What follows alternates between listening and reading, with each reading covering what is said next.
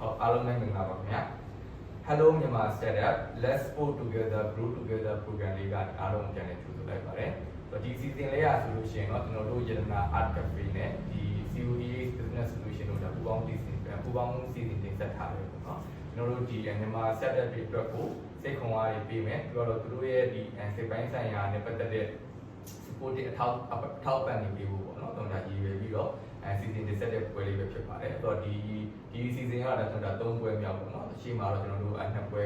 ဒါကျွန်တော်ဒါလုပ်ခဲ့ပြီးပါပြီဒါတော့3ပွဲမြောက်ပါဆိုတော့လက်ရှိကျွန်တော်ဘေးနားမှာတော့ဒီလက်ရှိထိုင်းနိုင်ငံမှာ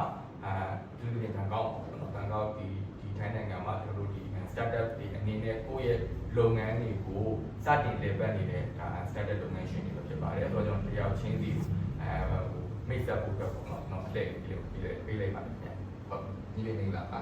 ကဲဒီတော့ပါကိုကတော့ check မိတ်ဆက်ပေးပါမယ်ဟုတ်ကဲ့ပါအားလုံးနဲ့တွေ့ရမှာတော့ပါတယ်ကျွန်တော်နာမည်ကမင်းမြတ်စပန်ကြီးပါကျွန်တော်လက်ရှိထိုင်းနိုင်ငံမှာရှိတဲ့စီးပွားရေးလုပ်ငန်းတွေအနေနဲ့ပေါ့နော်ဆိုတော့ကိုယ့်ရဲ့လုပ်ငန်းအတွက်ဒါလူတွေခေါ်တာ recruitment လုပ်တာတွေမှာလုပ်လို့ရရင် recruitment platform ကိုကျွန်တော်စောင့်နေပါတယ်ဆိုတော့ platform ရဲ့နာမည်ကတော့စပန်ချော့ပါအားလုံးတွေ့ရမှာတော့ပါတယ်ခင်ဗျာဟုတ်မှမင်္ဂလာပါခင်ဗျ check မိတ်ဆက်ပေးပါ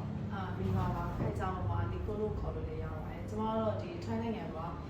Wituti Company Limited ဆိုပြီးတော့ business consulting service ရယ်နောက်ပြီးတော့ဒီlogistic ပေါ့နော် logistic service ရယ်နောက်ပြီးတော့ဒီ startup တွေအတွက် corporate တွေအတွက်ပေါ့ installation and consulting service ကိုကျွန်တော်လုပ်ပေးပါတယ်ရှင်အားလုံးတွေ့ရတော့ပါပါတယ်ဟုတ်ဒီ check မိတ်ဆက်ပေးပါဦးဟုတ်ကဲ့အားလုံးပဲကျွန်တော်လည်းရဲချင်းနေမှာကျွန်တော်အခုလက်ရှိကတော့ဘန်ကောက်မြို့မှာမြို့နယ်အတွင်းမှာရှိတဲ့ GDCC University ကျောင်းသားမှာဒီ Goki House လို့အမည်ရတဲ့ဒီကိုရီးယားတာဝန်ဆိုင်ကျွန်တော်ခင်ရတဲ့မိဘကပြောတဲ့ကျွန်တော်လက်ရှိတော့ကန်နေတာဖြစ်ကြအားလုံးကျေးဇူးပါဟုတ်မင်္ဂလာပါလက်ချက်မိတ်ဆက်ပါဟုတ်အားလုံးတွေ့ရပါပါတယ် Stacy ဖြိုးလို့ခေါ်ပါတယ် Stacy ကတော့ဒီ Thai မှာဆိုရင် Face Forward Language Tutoring Center ကိုဖွင့်တာဖြစ်ပါတယ် language တွေကို English language Thai language နဲ့ Japanese language တွေကိုဒီက service ပေးနေတာဟုတ်ကဲ့ပါဟုတ်ကဲ့တော့အားလုံးကအများကြီးပတ်သက်ပါတယ်ဆိုတော့ကျွန်တော်တို့ဒီအစီအစဉ်လေးရဲ့ခေါင်းစဉ်ကတော့ကျွန်တော်ဒီ adapting industry and wellness for startup sorry adapting industry and mental wellness for startup ဖြစ်ပါတယ်ခင်ဗျာ။တော့ကျွန်တော်တို့အစီအစဉ်လေးကိုစလိုက်ပါတော့မယ်။ပထမဦးဆုံးကျွန်တော်တို့မေးခွန်းလေးတွေမေးပြီပေါ့နော်။ဆိုတော့မေးခွန်းကတော့ကျွန်တော်ဒါဒီ startup business owner တွေ4ယောက်တော့ဖြည့်ပေးရပါတော့နော်။တော့ပထမမေးခွန်းလေးကတော့ကျွန်တော်တို့ဒီဘယ်လိုပေါ့နော်ဘယ်လိုsorry ဘယ်ပေါ့ဘယ်ရည်ကြီးမှုတွေဒါမှမဟုတ်လို့ရှိရင်ကျွန်တော်တို့ဒီစီးပွားရေးဒီစီးပွားရေးပတ်ဝန်းကျင်ကိုစီးပွားရေးအဝန်းဝိုင်းတွေကကျွန်တော်တို့ဒီမြန်မာ startup တွေအတွက်ကိုကြိုပြီးတော့ပြင်ဆင်ထားဖို့လိုမဲ့အရာတွေဖြစ်မှာတယ်ဆိုတဲ့ဘက်ကဒီမြန်မာ startup တွေအတွက်ဘာတွေပြင်ဆင်ထားဖို့လိုအထူးသဖြင့်ဘန်ကောက်မှာကျွန်တော်တို့လုပ်ငန်းတွေစလုပ်ပြီးဆိုလို့ရှိရင်ဘယ်လိုယဉ်ကျေးမှုမျိုးတွေဘယ်လိုစီးပွားရေးပတ်ဝန်းကျင်မျိုးတွေနဲ့ရင်ဆိုင်ရမယ်အဲ့ဒီအကူမြန်မာ startup တွေကဘယ်လိုပြင်ဆင်ထားဖို့လိုမလဲအဲ့ဒါတစ်ချက်ဖြည့်ပေးပါဦးဟုတ်မြန်မာပြည်ရဲ့ဥစ္စာပဲဖြည့်ပေးပါဗျာculture အရာဆိုလို့ရှိရင်ပေါ့နော်မြန်မာနဲ့ Thai နဲ့ကတော့တိတ်မကွာဘူးပေါ့နော်အဲ့တော့အဓိကအိမ်ကြီးချင်း country လည်းဖြစ်နေရောအများကြီးတော့ကွာခြားတော့မရှိဘူးဆိုတော့ဒီအကြီးတွေကို respect ထားတာပေါ့နော် business educate မှာလည်းအဲ့ဒီပုံစံတွေတော့အများကြီးပေါ့နော်ဒါပေမဲ့ဒီမြန်မာ business owner တွေအနေနဲ့ Thai ရောက်လာပြီးဆိုပထမဆုံး challenge ကတော့ language barrier ပေါ့နော်ဆိုတော့ဒီတကယ်သူတို့ local တွေနဲ့တွေ့လို့ဖို့ local business တွေကို integrate လုပ်ဖို့ဆိုလို့ရှိရင်အဲ့ဒီဟာလေးဆို main challenge တွေနဲ့တွေ့ရတယ်ပေါ့နော် culture ဆိုတာလည်းဒီ language မှာသွားပြီးတော့မတူညီတာလေးတွေမှာသွားပြီးတော့challenge တွေကျွန်တော်တို့တွေ့ရမှာမရှိရပေါ့နော်ဆိုတော့အဲ့ဒီအတွက်တော့ကြိုပြီးတော့ပြင်ဆင်ထားဖို့ကြိုပြီးပြင်ဆင်ထားဖို့ဆိုတော့language ကိုထားပြီးတော့သင်ရင်တော့ချက်ချင်း2လ3လအတွင်းမှာတော့တက်သွားမယ့်ဟာမျိုးပေါ့နော်ဒါပေမဲ့ဆိုတော့အဲ့ဒီအစားကိုဒီဘယ်လိုမျိုးပေါ့နော်ဒီကိုက language မတက်ဘူးဆိုရင်ကိုယ်စီမှာ team member ရဲ့မှာဒီ language ကိုကောင်းကောင်းသိရတဲ့တယောက်ပါလားဒါမှမဟုတ်လို့ရှိရင်ဒီကိုယ့်ရဲ့ပေါ့ partner ရဲ့မှာဒီ Thai မှာနေတာတော့ကြာပြီဖြစ်တဲ့ Thai ရဲ့အလေးထားတယ်လို့သိတယ် Thai ရဲ့ market situation customer behavior တွေသိတဲ့တယောက်ပါလားဆိုတဲ့ဟာမျိုးတော့အများနဲ့အဲ့လိုပြင်ဆင်ထားဖို့လိုတယ်ထင်တယ်နော်ဟုတ်ကဲ့ပါကျွန်တော်အနေနဲ့ပြောရမယ်ဆိုရင်တော့အမှားပြောလို့ပဲပေါ့နော်ဒီကိုရိုနာဒီAsian နိုင်ငံလည်းဖြစ်တယ်ပြီးAsian culture နဲ့တူတဲ့ဆိုတော့အရင်ဒီculture ရဆိုရင်တော့အရင်ဒီထွေလို့ပြောကြရတော့သိမရှိဘူးကြာဒါပေမဲ့ဒီစီးပွားရေးလုပ်တယ်ဒီမှာ start up စလုပ်မယ်ဆိုရင်တော့နည်းနည်းကျွန်တော်အဓိကပြောချင်တာကတော့ဒီက ဟိုပိတ်ရက်လို့နော်ဒီပိတ်ရက်လေးလို့တော့အဓိကထားပြောချင်တယ်ဘယ်လိုလဲဆိုတော့ဒီမှာဆိုရင် New Year ရှိမယ်ပြီးတကြံ Fogland ရှိမယ်ထားပါဒီကနေ့စံမှာကျွန်တော်တို့ဒီ Songkran အနေနဲ့ပဲပြောမယ်ဆိုကျွန်တော်မြန်မာနိုင်ငံမှာဆိုရင်လုံဆုံးပိတ်လိုက်ရင်9ရက်6ရက်ပြီးသွားရင်22ရက်နေ့3ရက်နေ့ဆိုရင်တို့ကပုံမှန်လုပ်ငန်းကိုပြန်စလေဒါပေမဲ့ဒီမှာကျတော့အဲ့လိုမဟုတ်ဘူးကြာဒီမှာကျတော့ဒီ Songkran မစခင်9ရက်10ရက်လောက်ကလေးကတို့လုပ်ငန်းတွေ orders တွေကိုတို့ဘာမှဆက်လုပ်တော့ဘူးတို့အကုန်လုံးပြန်ရက်လိုက်တယ်တကယ်လည်းတို့ Songkran ပြီးတော့လုပ်ငန်းပြန်စတာဆိုတော့9ရက်10ရက်လောက်ပြီးတော့မှပဲတို့ကအကုန်လုံး fully ပြန် run နေပေါ့နော်ဆိုတော့အဲ့ဒီအချိန်မှာကိုက set up လုပ်ဖို့စဉ်းစားရတယ်ဆိုရင်တော့အဲ့ဒါလေးတော့ကိုက plan A plan B plan C ချနိုင်တော့မှာကိုက mention နဲ့မှတ်တော့မကိုက်တယ်မျိုးဖြစ်တတ်တဲ့အခေါက်တွေရှိတယ်ဆိုတော့အဲ့ဒါလေးတော့ကျွန်တော်ချက်တော့ဂရိထားစီတယ်ပေါ့ဒါတော့ကျွန်တော်ထင်ပြီးသားချက်ပါဗျာ ဒီလိုနိုင်တယ်ပေါ့ အဓိကတော့နောက်ကိုစိုးဆောင်နေတဲ့ video ပေါ့နော်ဒီထိုင်းနိုင်ငံထိုင်းနဲ့ပဲကိုစားပြလိုက်မယ်အကုန်လုံး overall country wide သွားလို့ရအောင်ဒီချက်ကထိုင်းနိုင်ငံကိုစပြီးတော့အမားတို့မြန်မာလူမျိုးပဲဖြစ်အညာက foreigner ပဲဖြစ်ဒီနိုင်ငံဝင်လာပြီဆိုတော့ထုံးစပြီးတော့တတိထားမယ့်ကိစ္စ regulation လို့ထင်တယ်။ဘာလို့ဆိုတော့ regulation ကဒီနိုင်ငံမှာက every country have their every policy လို့ဆိုပေမဲ့ဒီနိုင်ငံရဲ့ regulation အရာဟိုလွတ်တယ်လို့ထင်တယ်မဟုတ်တင်းတယ်။အပွင့်လေးဆုံးပြောရင်လွတ်တယ်လို့ထင်ကြရင်တင်းတယ်ပေါ့နော်။အဲ့တော့တစ်ချိန်လုံးကကြတော့လွတ်ခဲ့တယ်လေလွတ်ခဲ့လိမ့်မယ်။ဒါပေမဲ့အမားတို့ဝင်လာတဲ့ခါကျတော့မှတင်းတာလည်းဖြစ်ချင်ပြီဘယ်လိုပဲဖြစ်နေပြော anyhow ပေါ့နော်။အဲ့တော့သူတို့နိုင်ငံရဲ့ regulation သိချင်တဲ့ study လုပ်ရမယ်နော်။ဘာမှမလုပ်ခင်မှာဘာမှမဆောင်ခင်မှာလာပြီးတော့ regulation ဘိုင်းကိုပွားနေပြီးတော့ဟို study ရတော့ရမယ်တစ်ချက်ပေါ့။နှစ်ချက်ကကြတော့ပါလဲဆို analysis လုပ်ရမယ်လို့ထင်တယ်။ဟုတ်ဆိုဘာလို့ analysis လုပ်ရမယ်လို့ထင်လဲဆိုတော့တစ်ချိန်တော့ကိုရီပို့ဖွားရတဲ့ထက်တုန်းကအမဒီဟို2012အမဘန်ကောက်မှာ second home လို့ပြောလို့ရပါတယ်။2012မှာဝင်ထွက်သွားလာတဲ့အချိန်ဆိုတော့25ကျပ်အိတ်ဖြစ်တော့အရင်သုံးလို့ကောင်းတယ်အခုတော့130ဒီနေ့ဆို140ကျော်ဝေဈေးကမာတယ်ဆိုတော့အဲ့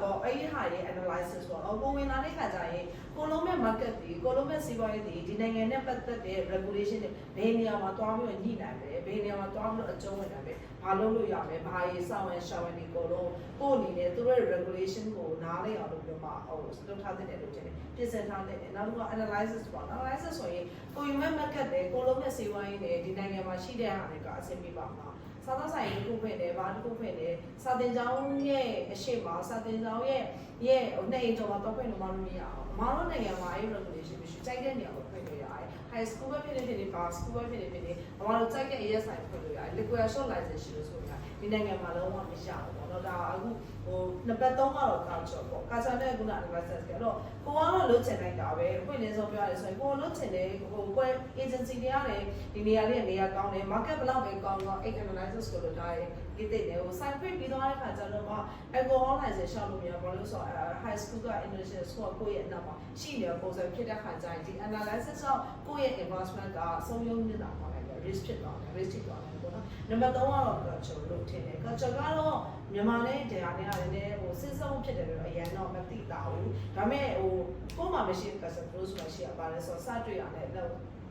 ကြည့်နှုတ်ဆက်တာမျိုးပေါ့နော်ဒါကိုယ်နိုင်ငံမှာမရှိဘူးပေါ့နော်နောက်တစ်ခါကျတော့သူတို့လူမျိုးက original ကျပြောတာမျိုးဆိုပြီးကြိုက်ဘူးကိုရီးယားမြန်မာရဲ့ကျစ်ပါတယ်တပည့်ဆိုင်မှာဆိုလည်းတပည့်တစ်ခွက်သွားလို့လိုက်လို့ရဒီနိုင်ငံတပည့်တစ်ခွက်ဆိုတော့သွားလို့လို့မရ excuse me ဆိုပြီးသွားသုံးလို့မရအောင်ပေါ့နော်သူတို့ဆိုတာအနည်းဆုံးတော့ excuse me နဲ့ညီမလေးပြောလို့ပေါ့မသုံးဘဲနဲ့ control နာခါဆိုတဲ့စကားလုံးသုံးနိုင်တော့အောင်လို့မြန်မာပြည်ကတင်ထားတဲ့နေလို့တော့ဘယ်လိုထင်တယ်ပေါ့နော်ဒါတော့နံပါတ်3နေနေတော့သွားချတယ်နံပါတ်4ကကျတော့ partner လို့ထင်တယ်ဘာသာလို့ဘာလို့ထင်လဲဆိုတော့ဒီနိုင်ငံရဲ့ regulation ကိုထိုင်းလူမျိုးရောဘာမှလုပ်လို့မရအောင်ဒါကိုစောကပြောတာတက်တော်ရှိလို့မရမှန်တယ်ဒီနိုင်ငံမှာကဘာမှလုပ်လို့မရစိုက်တဲ့နိုင်ငံကိုတော့ပတ်ရှိစင်တာကိုလုပ်လို့ရမယ်ထိုင်းမှာကငွေတော့ဒီတဲ့လားဒီနိုင်ငံမှာ partnership မရှိပဲတော့မတို့ဘာမှလုပ်လို့မရအောင်သူတို့လူမျိုးတရားမရှိပဲmarginal ဆိုတော့ BOI ထောင်ပေါ့ BOI ထောင်လဲဆိုမြဲလေ BOI ထိုင်နေသူတို့လူမျိုးတွေကိုလည်းခဲရအောင်ပါပဲဆိုတော့အဓိကတော့ partnership ပေါ့နော် partnership ဆိုတဲ့ဆာမှာကိုယ့်ရဲ့ partner ကကိုယ့်ရဲ့ right person right partner ဖြစ်ဖို့အတွက်လုပ်တယ် right person right partner မဖြစ်ဘူးဆိုရင်လည်းအဲ့မှာနံပါတ်4ချက်မြောက်မှာပဲကိုယ့်ရဲ့ risk and challenge ကထပ်ပြီးတော့ဖြစ်သွားတယ်နောက်တစ်ခါကျတော့နံပါတ်5ပေါ့နံပါတ်5ကျတော့ market ပေါ့market ကကြတော့ဘယ်လိုဆိုတော့ trap ဖြစ်နိုင်တယ်ဒါအခုဆိုခုနမိနစ်ပိုင်းစောစောအားလျောမှာ introduction လုပ်တဲ့ပြောမှာဟုတ်တယ် F&B ကအခုချိန်မှာဆိုနည်းနည်းလေးဟိုမြန်မာပြည်ကနေပြီးတော့ကိုရီးယားမြန်မာပြည်ရဲ့ tourism ဆိုတာက flat ဖြစ်နေတယ် ထားရဲ့ tourism ဆိုတာအမြဲတမ်းအတက်ကြအရင်မြတ်တယ်သူတို့ရဲ့ season ကသူတို့ယုံကြည်ထားတာကဘိုးရစီဆိုရင်တော့သူက tourism ရှိလို့ရှိအောင်လဲဆိုတော့ဒီနှစ်ပြမှာကြာလာတဲ့အချိန်မှာအမလည်း survey လုပ်တာဒီနှစ်ကပို့ဆိုတယ် tourism level down ဖြစ်သွားတယ်သူတို့ရဲ့ political changes တွေရှိတယ်သူတို့ဘိုင်းမှာလည်းသူတို့က parliament တွေမှာ change တွေ political ကြောင့်ဒီ tourism ကြာလာတယ်ရှိတယ်နောက်ပြီးတော့ဒီ earthquake ပေါ့နော် earthquake effect ကလည်း time မှာအရန်ကိုထိသွားခဲ့တယ်နောက်တစ်ခါကျတော့ဒါကိုရင်ထင်တာကိုမှားချင်တာမှာမှန်တယ်လည်းမှန်ပဲတကြံမှာတော့ဒီဖတ်တရားလို့ဖုတ်ကတ်မှာတက်လာတဲ့ဗီဒီယိုဖိုင်တွေရှင်နေကြတာတွေရိုက်ကြတာလို့ပါလို့ညာလို့ဆိုတော့သူတို့ကျတော့နိုင်ငံသားတွေဝင်လာပြီးသူတို့ရဲ့အလုပ်ကိုသူတို့ရဲ့လုပ်ငန်းတွေကိုဒီနိုင်ငံသားမကြီးကယူသွားလိမ့်မယ်နေရာတက်ပေါ်ကလွတ်သွားမယ်ဆိုတော့အရင်တော့ old generation တွေတွေ့တာအခုဒီဘယ်လိုက middle age တော့တွေးလာကြပြီအဲ့ဆိုအဲ့လိုပုံစံမျိုးတွေးလာတဲ့အခါကျတော့ final ရဲ့များလာတယ်တကယ်ကကျတော့ခေါင်းဆောင်ပိုင်းတွေ leadership ပိုင်းတွေကကျတော့ဒါဒီသူတို့ရဲ့ income ဖြစ်ပေမဲ့ဒါပေမဲ့ဒီမှာရှိပြည်သူလူထုပေါ့နော်ဒီ people side ကကြည့်မယ်ဆိုရင်ဒါတွေသူတို့က competitor လို့တွေ့ထားနေတယ်ဆိုတော့အဲ့ဒီဟာတွေကလည်းအများကြီးရှိတယ်ဆိုတော့ခုနပြောတဲ့ထိုင်းနိုင်ငံကိုစုလိုက်လုပ်မယ်ဆိုရင်ခုနအမပြောတဲ့1 2 3 4 5ပေါ့နော်အဲ့တော့အရင်ဆုံးနေနဲ့ဒန်ခန္ဓာမှာပဲဝင်လာတဲ့လို့ဒီဆောင်ပါတယ်ဟုတ် ဆိုတော့ feel like အမြင်ကြီးပါဘူး ကဲပါဘူးဆိုတော့အဓိကတော့ cultural adaptation ပေါ့ဆိုတော့အဲ့ဒါနဲ့ပတ်သက်ပြီးတော့ကျွန်တော် personal အမြင်ကတော့ခိုင်းမှာလုပ်လို့ရတာကျွန်တော်ပျော်တယ်အမပြောဆိုတော့အသက်ရှင်နေကြတယ်ဘာလို့လဲဆိုတော့ကျွန်တော်အရင်တုန်းကဂျပန်မှာကျွန်တော်ကျောင်းတက်တုန်းကဆိုရင်ဂျပန်မှာကျွန်တော် status ထားဖို့ကြိုးစားအဲ့ဒီမှာဆိုရင်ထိုင်းထုတ်ကိုပို့ပြီးတော့မှ10သားလောက်ပို့ပြီးတော့မှ strip ဖြစ်တယ်ပေါ့ဂျပန်လူမျိုးနိုင်ငံသားသူတို့ရဲ့ citizen တွေသူတို့ nationality အရင်တော်တော်လေး product market share မှာတော်တော်လေး product လုပ်ထားပေးနိုင်တယ်ပေါ့ဒါပေမဲ့ဂျပန်နဲ့ရှင်ကြတော့ထိုင်းကကြတော့အများကြီးလို့ပြေပြော့တယ်ဆိုတဲ့တိုင်းကတစ်ခုမှရှိရပေါ့ဒါပေမဲ့လည်းဒါတင်ကြက်နေတော့ပဲထိုင်းလူမျိုးမရှိဘာမှလုပ်လို့မရဘူးဒါပေမဲ့ on the other hand မှာလည်းပဲဒါကျွန်တော်သိရတိုင်းပဲထိုင်းမှာကျတော့အနေနဲ့အများကျွန်တော် under develop လုပ်ရတဲ့ family ရှိတယ်ဒါရတော့ကျွန်တော်မြန်မာလူငယ်ရှင်တွေသိရပေါ့ဒါလေးကတော့ကျွန်တော်ရဲ့အသက်ရှူပေါင်းလို့ပဲပြောရမှာပေါ့ဆိုတော့ဒီ cultural adaptation မှာပြောရမယ်ဆိုရင်ဘောနော်ကိုယ့်ရဲ့လုပ်ငန်းကထိုင်းမှာရှိတဲ့မြန်မာတွေကိုပဲ target လုပ်မယ်ဆိုရင်တော့အရင်ကြီးလို့ကွာခြားမှုမရှိဘူးပေါ့ဘာလို့လဲဆိုတော့ဒါဒီမှာလည်းမြန်မာလူမျိုးတွေပဲဆိုတော့အဲ့မှာနည်းနည်းလေးသတိထားမှာကျတော့ကိုပြောသွားရဲ့ဂျုံပေးရလူမျိုးတွေဒါမျိုးတွေပဲနည်းနည်းသတိထားမှာပေါ့ဒါပေမဲ့ဒီထက်ပိုပေါ့နော်ပိုပဲပေါ့ထိုင်းမှာရှိတဲ့ထိုင်းမျိုးပါ target ဖြစ်နေဆိုရင်တော့ကျွန်တော် consider လုပ်ရမယ့်အချက်တွေအများကြီးရှိတယ်ပေါ့ဆိုတော့ဘာလို့ကျွန်တော်သတိထားမိသတိရလဲဆိုတော့ဒီ culture map ဆိုတဲ့စာအုပ်ပေါ့ဒီကျွန်တော်နိုင်ငံတွေကနှစ်မျိုးရှိတယ် low cultural context ဖြစ်တဲ့နိုင်ငံတွေ high cultural context ဖြစ်တဲ့နိုင်ငံပေါ့ဆိုတော့low cultural context ဖြစ်တာကြောင့်ဥပမာဒီကျွန်တော်ဒီ western country ဆို low cultural context ဖြစ်တယ်ကျွန်တော် Asian country ဆိုရင် high cultural context ဖြစ်တယ်ပေါ့နော်ဂျပန်တို့တရုတ်တို့ဗီယက်နမ်ထိုင်းမြန်မာဒါတွေဆိုလဲဒါကျွန်တော် high cultural context မှာပါတယ်ဆိုတော့ high cultural context မှာပါတဲ့နိုင်ငံတွေကဘယ်လိုမျိုးလဲဆိုတော့ကျွန်တော်တို့ရဲ့ဝိသေသလက္ခဏာတွေရှိတယ်ပေါ့နော်။ဖြစ်ကျွန်တော် communication မှာဆိုရင်အနေနဲ့ညာ distance တစ်ခုရှိတယ်။ကျွန်တော် power distance လို့ခေါ်တာပေါ့။ဆိုတော့ကျွန်တော်လူတစ်ယောက်တွေ့ရတယ်သွားပြီးဖတ်လိုက်လို့မရဘူး။ဆိုတော့ဒါနောက်ပြီးကျွန်တော် hierarchy တစ်ခုသွားရှိတယ်။ဆိုတော့ time မျိုးသူတို့ရဲ့ဘယင်းစနစ်ပေါ့နော်။ kingdom စနစ်ရှိတဲ့နိုင်ငံတွေဆိုတော့ historically အရာဒီ hierarchy ကိုသူတို့အရင်တန်ဖိုးထားတယ်။ပြီးတဲ့အခါမှာတခြားသူတို့နောက်ပြီး trust ပေါ့နော်။ဒီ Asian country တွေဆိုတော့ trust ပေါ်မှာဒီလိုမှအလုပ်လုပ်နေပေါ့နော်။ဆိုတော့ time တွေတော်တော်များများဆိုလည်းအဲ့လိုမျိုးပဲဆိုင်ရှိရယ်ဘယ်ဆိုင် view လဲဆိုတော့ဒီ personal recommendation လုပ်တဲ့ဆိုင်ကိုပို့ပြီးတော့မှသူရွှေ့ရအများကြီးပေါ့ဆိုတော့ဒါကတော့ကျွန်တော် daily life မှာကြုံတွေ့ရတဲ့ cultural differences တွေပေါ့အဲ့ဘက်မှာကျွန်တော်တို့ workplace မှာရှိတဲ့ cultural differences တွေလည်းရှိရမှာဖြစ်နည်းနည်းပို့ပြီးတော့မှ significant ဖြစ်တဲ့အချက်လေးကိုပြောရမယ်ဆိုရင်ကျွန်တော် time startup တွေမှာကြည့်လိုက်မယ်ဆိုရင်ပေါ့နော်သတိထားမိတာလေသူတို့မှာအများနဲ့ advisor post ဆိုတာရှိတယ် time startup တွေမှာအဲ့မှာနည်းနည်းပေါ့နော်ရီရတဲ့တော့ဆိုတော့အဲ့ advisor book တိုင်းမှာရှိတဲ့လူတွေကတော့ကျွန်တော် doctor နဲ့ PhD ရတာအဲ့လူတွေပဲဒါပေမဲ့တကယ်တမ်းအဲ့လူတွေကတော့အဲ့ startup မှာထဲဝင်အလုပ်လုပ်နေတာတော့အလုပ်မလုပ်နေဒီတိုင်းပဲသူတို့အနေနဲ့ဒီ doctor PhD ရတာအဲ့လူတွေကို startup မှာ advisor အနေနဲ့သူတို့ခန့်ထားအောင်ဘာလို့လဲဆိုတော့ profile တစ်ခုတက်ပေါ့ဒါကတော့တော်တော်များ time startup တော်တော်များတွေ့ရတဲ့ဝိသေသလက္ခဏာတွေပေါ့ပြီးတဲ့အခါမှာအမကပြောတဲ့အတိုင်းပဲဒါလူတယောက်နဲ့တယောက်တွေ့တဲ့အခါမှာအဲ့လိုမျိုးလောက်ချီပြီးတော့မှလုပ်တဲ့အပိုင်းတွေပေါ့ဆိုတော့ဒါကသူတို့ရဲ့ culture မှာပါတဲ့အရာတွေပေါ့ဆိုတော့ကျွန်တော်လုပ်ငန်းတွေမှာဆိုလည်းတော်တော်လေးအဲ့လိုတွေ့ရတယ်ပေါ့ဆိုတော့ဒါကျွန်တော်မြန်မာတွေဆိုတိတ်ပြီးတော့လောက်ချီပြီးတော့နှုတ်ဆက်နေမရှိဘူးဒါပေမဲ့ထိုင်းလုပ်ငန်းရှင်တွေတွေ့တဲ့အခါမှာကိုယ်လည်းသူတို့လိုမျိုးပဲနှုတ်ဆက်ရတဲ့အပိုင်းတွေရှိတယ်ပြီးတဲ့အခါမှာဒီ organizational structure တွေမှာ hierarchy လည်းသူတို့တော်တော်လေးတန်ဖိုးထားရပေါ့နော်ဆိုတော့အဲ့လိုမျိုးပိုင်းမှာဆိုကျွန်တော်တို့ဥမာအဖြစ်ဒီပွဲတစ်ပွဲလုပ်ပြီး staging plan ကျွန်တော်အရင်သတိထားရတယ်ဆိုတော့အရှိဆုံးမှာရှိရလို့ကျွန်တော် hierarchy position အလိုက်ပေါ့နော်အဲ့လိုမျိုးဟာဒီတိန်းဆောင်ခံလို့ဖြစ်ဘူးပေါ့နော်ဆိုတော့တော်တော်လေးတိန်းဆောင်သွားတဲ့အခါမှာစိတ်တွေးပိုင်းလေးတွေကျွန်တော်ကြုံတွေ့ဘူးပဲပေါ့ဆိုတော့ဒီလိုမျိုးပိုင်းလေးတွေကိုကျွန်တော်တို့သတိထားဖို့လိုအပ်တယ်လို့ထင်ပါတယ်ခင်ဗျာ ဟုတ်ကဲ့ပါဒီလိုညာရေးမှာလည်းတော်တော်လေးကိုပြည့်ပြည့်စုံစုံနဲ့ဒါပြောင်းရှင်းပြီးတာဖြည့်ချပြီးပါသူကတော့ကျွန်တော်ခံစားလိုက်ရတဲ့ကကိုယ့်ရဲ့အတွေ့အကြုံနော်ပုံမှန်အပြင်ဒီစာအုပ်တွေထဲမှာလည်းဖတ်ပြီး theory အရာမဟုတ်ဘဲနဲ့ကိုယ့်ရဲ့အတွေ့အကြုံတွေပြောသွားရတယ်လို့ကျွန်တော်ခံစားမိတယ်ပေါ့နော်โอเคကျွန်တော်တို့ဒုတိယမျိုးကိုပြန်သွားရအောင်ဒုတိယမျိုးကမှတော့ဒီ startup တွေအနေနဲ့ပေါ့နော်သူတို့ရဲ့ဒီ သူတို့ရဲ့ဒီ purpose လို့ပြောမှာဒါလို့သူတို့ရဲ့ business model အရာပေါ့လက်ရှိ Bangkok market ရဲ့gap ဖြစ်နေတဲ့အကြောင်းအရာသတိပြဒီနေရာမှာတော့လူပေါင်းတွေရှိဒီနေရာမှာတော့ static တွေနဲ့ပြီးပြီးဖြည့်လိုက်လို့ရဒါလို့ရှိရင်တော့ဒီ market ကိုဒါကိုရနိုင်ဒီ market ရဲ့ဘယ်ပြောမလဲအကျိုးကြီးတွေအကျိုးမြတ်တွေကိုရနိုင်တယ်ပေါ့အဲ့လိုမျိုး gap လေးတွေကို startup တွေအနေနဲ့သူတို့မြန်မာ startup တွေအနေနဲ့ဘယ်လိုမျိုးသိနိုင်လဲဆိုအဲ့ဒီဟာတစ်ချက်ဖြည့်ကြည့်ပြီးတော့ဒီလေးရတယ်ချက်စားတယ် ဟုတ်ကဲ့ပါဆိုတော့ဒါကတော့ market ထဲမှာ cap ဘယ်လိုရှာမလဲပေါ့ဆိုတော့ဒါကတော့entrepreneur တော်တော်များများတော့ကြည့်တတ်တယ်ပေါ့ဆိုတော့ဒါတော်နေသူလေ့ကျင့်လာတဲ့ skill တစ်ခုလည်းဖြစ်လို့တစ်ခါကြောက်လဲတချို့ကြောက်အဲ့လိုမျိုးမျက်လုံးတစ်ခုပါရောဆိုတော့ market cap ကိုမြင်တတ်တဲ့အနည်းတစ်ခုဒါလည်းလေ့ကျင့်ကြည့်လို့လည်းရပါတယ်ဆိုတော့အကြမ်းများဖြစ်ကျွန်တော်ဘယ်လိုမျိုးသိနိုင်မလဲဆိုတော့ဒီ cycle 3ခုပေါ့နော်အချက်3ချက်ကိုကြည့်လို့ရတယ်ပထမတစ်ချက်ကကြတော့ market ကဘာလို့အပ်နေတယ်ပေါ့ market demand market needs ကိုကျွန်တော်တစ်ချက်ကြည့်နိုင်မယ်ဒုတိယတစ်ခုကကြတော့ competitor တွေပေါ့နော်ဘာတွေလုပ်နေလဲပေါ့အဲ့တစ်ချက်ကိုကျွန်တော်ကြည့်လို့လုပ်မယ်တတိယတစ်ချက်ကဘာလဲဆိုတော့ကိုကဘယ်ဘိုင်းမှာတော်တယ်ပေါ့ကိုရဲ့ strength ကဘယ်ဘိုင်းမှာရှိတယ်ဆိုတဲ့ဟာကိုကြည့်ပေါ့ဆိုတော့ကျွန်တော်တို့market needs လည်းရှိတယ်ကိုကလည်းတော်တယ် competitor လည်းလုပ်နေတယ်အဲ့ market segment တွေကိုတွားပြီးတော့မှ target တင်မယ်ဒါကျွန်တော် red ocean ဖြစ်နေတာပေါ့ဆိုတော့ competitor တွေကလည်းလုပ်နေအောင်ဆိုတော့ကျွန်တော်တို့ကဘယ်ဘိုင်းကိုကြည့်ရမှာလဲဆိုတော့ market demand လည်းရှိတယ်ကိုကလည်းအဲ့ဘိုင်းမှာတော်တယ်ဒါပေမဲ့ကိုယ့်ရဲ့ competitor တွေကလည်းအဲ့ဘိုင်းမှာမလုပ်နေဘူးဆိုတော့အဲ့ market အဲ့ segment တွေကိုကျွန်တော်တစ်ချက်မြင်တတ်အောင်ကြည့်ဖို့လိုအပ်တယ်ပေါ့ဆိုတော့နောက်တစ်ခုကဘာလဲဆိုတော့ဒီ market trend တွေပေါ့ဆိုတော့ okay အခု time မှာဆိုရင်ဘာ trend တွေရှိနေလဲဖြစ် migration trend ရှိတယ်ကျွန်တော်တို့ဒီနေ့time ကိုလာတဲ့လူတွေများလေးပဲ okay ဒီလာတဲ့လူတွေဘာလိုအပ်လဲကျွန်တော် visa လိုအပ်တယ်ပြီးတဲ့အခါမှာသူတို့နဲ့အတူပါလာတဲ့တာဝန်တွေရှိတဲ့ကြောင့်မို့ education service တွေအများကြီးလိုအပ်တယ်ပြီးတဲ့အခါမှာအလုပ်လိုအပ်တယ်ပြီးတဲ့အခါမှာ financial service တွေအများကြီးလိုအပ်တယ်ပြီးတော့ဒါမြန်မာရေးအများကြီးတာဖြစ်တဲ့အတွက်ကြောင့်မို့လို့ကျွန်တော်တို့မြန်မာစားတောက်ဆိုင်တွေပြီးတဲ့အခါမှာမြန်မာ product တွေကိုရောင်းတဲ့လုပ်ငန်းတွေလိုအပ်တယ်ပေါ့ဆိုတော့ဒီလိုမျိုး trend တွေကိုကျွန်တော်ကြည့်တတ်ဖို့လိုအပ်တယ်လို့ထင်ပါတယ်ခင်ဗျာဟုတ်ကဲ့ကျေးဇူးအများကြီးတင်ပါတယ်အမှဖြစ်ပါဦးခင်ဗျဟုတ်နောက်ပြောတော့တဲ့5ချက်တင်ရ2ချက်တော့နော်အဲ့2ချက်ကိုပြန်ပြီးတော့ pick up ပြန်လုပ်အောင်လို့ဆိုတော့အဓိကတော့ဘယ်လိုခေါ်မလဲဒီမှာကအဓိကကိုရီးယားထိုင်းနိုင်ငံတွေကပုံနေနေရတယ်ဆိုတော့သူတို့ရဲ့ culture ကိုလည်းပြီးထားလို့မရအောင်ဆိုတော့ဒီမှာမှဒီတစ်နှစ်ခွဲ2နှစ်ဒီပါမှာ master တွေရခဲ့တာတခုပါလို့ဆိုတော့သူတို့ရဲ့ထိုင်းတွေရဲ့သူတို့ရဲ့ hidden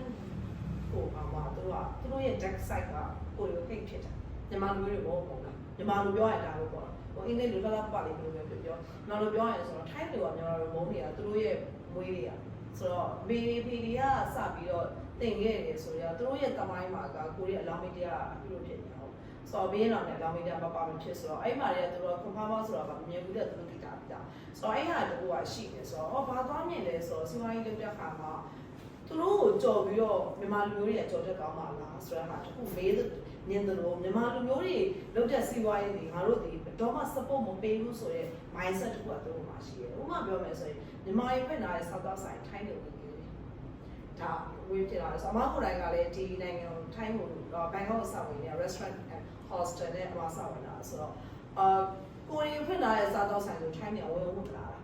ာအဲ့ဒီမှာထိုင်းမြန်မာတွေဖွင့်တဲ့စားသောက်ဆိုင်မြန်မာဆိုင်တွေရွေးရောက်နေမြန်မာအစားအစာတွေရွေးလုံးဝ 100% မြန်မာ 100% မြန်မာတွေဝန်ထမ်းတွေပဲခံတာ100% မြန်မာ food တွေရောင်းတဲ့ဆိုင်ဆိုရင်ထိုင်းတွေကဝင်ရင်တော့မသိလို့ဝင်လာရတော့ထိုင်းအောင်မလည်းထားတော့ပါတယ်အဲ့လိုမီနူးချစ်တယ်လည်းပြန်ထွက်တက်သွားတော့မတော့ဘာလို့ပြရမလဲဆိုတော့ခုနပြောသလိုပဲပြန်ပြောသလိုပဲသူတို့ရဲ့ market ကိုသိရမယ်ကိုရီးယားသူတို့နိုင်ငံမှာလာလို့တာအမှန်လေကိုရီးယားတိုက်တဲ့ဒီအမားတို့ဒီတိုက်တဲ့ကိုတစ်ခုထည့်ထားလို့မြန်မာကိုရီးယားလာဖွင့်တဲ့အတွက်မြန်မာဒါဖြစ်တယ်မြန်မာစားတောက်ဆိုင်တော့မတို့နေထားလို့မရဘူးထိုင်းတွေကိုပဲစားတောက်ဆိုင်ပြီး ထားလို့လည်းမရအောင်ကျွန်မကတော့ time မှာလာဖွင့်တယ်မြန်မာ South ဖွင့် Thai South နာမည်လုံးဝမရအောင်ဘာဖြစ်လဲဆိုတော့သူတို့ Thai တွေဖွင့်လာ South ဆိုင်ကြော်ပြီးတော့အမားတို့မြန်မာ South ဆိုင်သူတို့တုံးရင်းပါလို့လာဆောင်တယ်မွန်တီတော့ပါလို့လာဆောင်ဟုတ်တယ်လားအဲ့တော့ကိုရီးယားဘာလို့အောင်လဲဆိုတော့ကျွန်တော်တို့ market survey လုပ်ပါမယ်ကိုရီးယားနိုင်ငံနေရာတနေရာမှာဘယ်လိုလူမျိုးတွေများလို့ရှိလဲ European လူမျိုးတွေများလို့ရှိတယ်ဆိုတော့အနေနဲ့ကတော့ sandwich ကတော့ menu ထဲမှာတစ်ခုတည်းပေါ်ရောက်တယ်လို့ထင်တယ်အဓိကတော့တိုင်းနယ်ဆိုရင် Asian food ကိုသွားနေတာအကောင်းဆုံးပဲပေါ့နော်မြန်မာစားသောက်ဆိုင်တစ်ခုတည်း Thai စားသောက်ဆိုင်တွေမဟုတ်ဘဲနဲ့တို့ကအလုပ်လုပ်မယ်ဆိုရင်ဒီလိုပဲ customer ကို try လုပ်လို့မရအောင် market demand ကြောင့်ပဲဖြစ်ဘယ်လိုကြောင့်ပဲ customer ကို try လုပ်လို့မရဘူးဘယ်လို customer ကိုဖြစ်နေကိုက target လုပ်ထားမှာပဲသူတို့ကဥစားပေးရမယ်လို့ဆိုပြောချင်တဲ့အနှစ်ဆုံးပိုင်းကကြတော့ဒီမှာလာပြီးတော့အလုပ်လုပ်မယ်ဆိုရင်အဓိကကြတော့ market ရွေးပြီးသွားပြီဆိုရင် target and market ကို sector တစ်ခုတည်းကိုပဲထားလို့မရဘူးလူမျိုးတစ်ခုတည်း national တစ်ခုတည်းထားလို့မရဘူးဆိုတော့ဟာလေးကိုတစ်ချက် message ပေးချင်တာပေါ့ ဟုတ်ကဲ့ဒီတိုင်းလေးပြေတော့ ဟုတ်ဒီမှာတော့ကျွန်တော်ပြောချင်တာကတော့ဟို market ကတော့ဒီမှာတော့တိတ်မတူဘူးလားကျွန်တော်တို့မြန်မာနိုင်ငံအခြေအနေနဲ့တရား market နဲ့တရား market ကျွန်တော်ပို့ပြီးတော့ကြီးတယ်ပို့ကြီးရဲ့အချိန်မှာကိုကဘယ်နေရာကိုသွားချင်တယ်ပေါ့ကိုယ့်ရဲ့ဒီ target audience ဘယ်လိုရှိမလဲအဲ့ဒါကိုတော့အဓိကကိုကစဉ်းစားကြည့်ဖို့လိုတယ်အဲ့အချိန်မှာကိုယ့်ရဲ့သွားတဲ့ digital marketing marketing strategy ကလည်းတစ်ခုနဲ့တစ်ခုကတူမှာတော့မဟုတ်တော့ဘူးပေါ့အဲ့လိုအချိန်ကြာတော့ကိုကနေပြီးတော့မြန်မာ target ကိုပဲဒီကိုကဟို target ကိုစဉ်းစားထားတယ်ဆိုတော့ကိုကဒီ Facebook တစ်ခုနဲ့ digital marketing မှာဆိုရင်တုံးလို့ရတယ်ဒါပေမဲ့ကိုကဟို local ရောဒီမြန်မာ community ရောကိုကတွားမယ်ဆိုရင်လည်းကိုကဒီ Facebook အပြင်အခြား social media တွေဖြစ်တဲ့ဒီဟို TikTok ဟိုဒီဟို Instagram တို့အဲ့ဒါတွေကအဓိကလိုက်တုံးတယ်ပြီးတော့ဒီမှာကျတော့ဒီမှာစီးပွားရေးတစ်ခုလုပ်ပြီးဆိုရင်ကျွန်တော်ဒီမြန်မာနိုင်ငံမှာလုပ်တာတဲ့ကုန်ကျစရိတ်တွေကဟို2ဆ3ဆလောက်ပို့ပြီးတော့များတဲ့အတွက်ကြောင့်ကိုကနေပြီးတော့ဘယ်လိုမျိုးဒီကိုယ့်ဘက်က financial statement တောက်ဖို့လိုတာပေါ့ကိုတောက်ပါပဲကိုကဒီမှာလဲဒီမှာ food and beverage sector မှာတော့အញ្ញံတမျိုးထိုးမလွယ်အမြဲတမ်းဆိုင်နေရှိတဲ့အတွက်ကြောင့် competitor တွေလည်းအញ្ញံများတယ်ဆိုတော့အဲ့ဒီအချိန်ကိုကိုက fight မဲ့အချိန်ကျရင်ကိုကဒီ competitor တွေ fight မဲ့အခြားဟာတွေကိုကိုကကျုံးတော့မဲ့အချိန်ဆိုရင်တော့ကိုကငွေကြေးကကိုကတောက်ဖို့လိုတယ်အဲ့ဒါကိုတော့အဓိကစဉ်းစားနေချင်တယ်ပေါ့ကျွန်တော်အနေနဲ့တော့ပြီးတော့မှကိုကနေပြီးတော့ဒီ digital marketing strategy တစ်ခုနဲ့ပဲကိုကနေပြီးတော့အဓိကဆိုင်ကိုဆိုင်ကိုလူသိအောင်များတာပဲအခြားနည်းလမ်းတွေနဲ့တုံးပြီးတော့ကိုဆိုင်ကိုသိအောင်လုပ်ဖို့တော့ကျွန်တော်စူးစမ်းတင်တယ်လို့တော့ကျွန်တော်မြင်တယ်ခင်ဗျဟုတ်ကဲ့ပါ ဒီလိုအများကြီးတယ်မလေးပြေပါ market question ဟုတ်အဓိကတော့ဒီ setup တွေနေတယ်ပေါ့နော်ဒီ Bangkok market ရဲ့ gap လေးတွေကိုဘယ်လို identify ဘယ်လိုရှာဖွေမလဲပေါ့နော် ဟိုဟာဒါတော့ကိုယ်တိုင်လည်း experience အရာတွေ့တဲ့ market gap တစ်ခုအနေနဲ့ပြောရမယ်ဆိုလို့ရှိရင်ဒါဟိုမြန်မာ business owner တွေ opportunity လို့ပြောလို့ရတယ်ပေါ့နော်ဒီ Thai တွေကအရင်အဲ့လိုမျိုးဟို cultural အရင်သူတို့ရဲ့ culture ကိုအရင်ထိမ့်သိမ့်တဲ့အပေါ်မှာပြီးတော့သူတို့ကိုယ်တိုင်လည်း English language ကဒီမြန်မာတွေနဲ့ရှင်မယ်ဆိုလို့ရှိရင်တိတ်ပြီးတော့ဟိုနည်းနည်း English ကိုအလားတူသူကအလေးထားတဲ့ပုံမှာမပါဘူးပေါ့နော်အဲ့တော့မနေ့ကညပဲဒ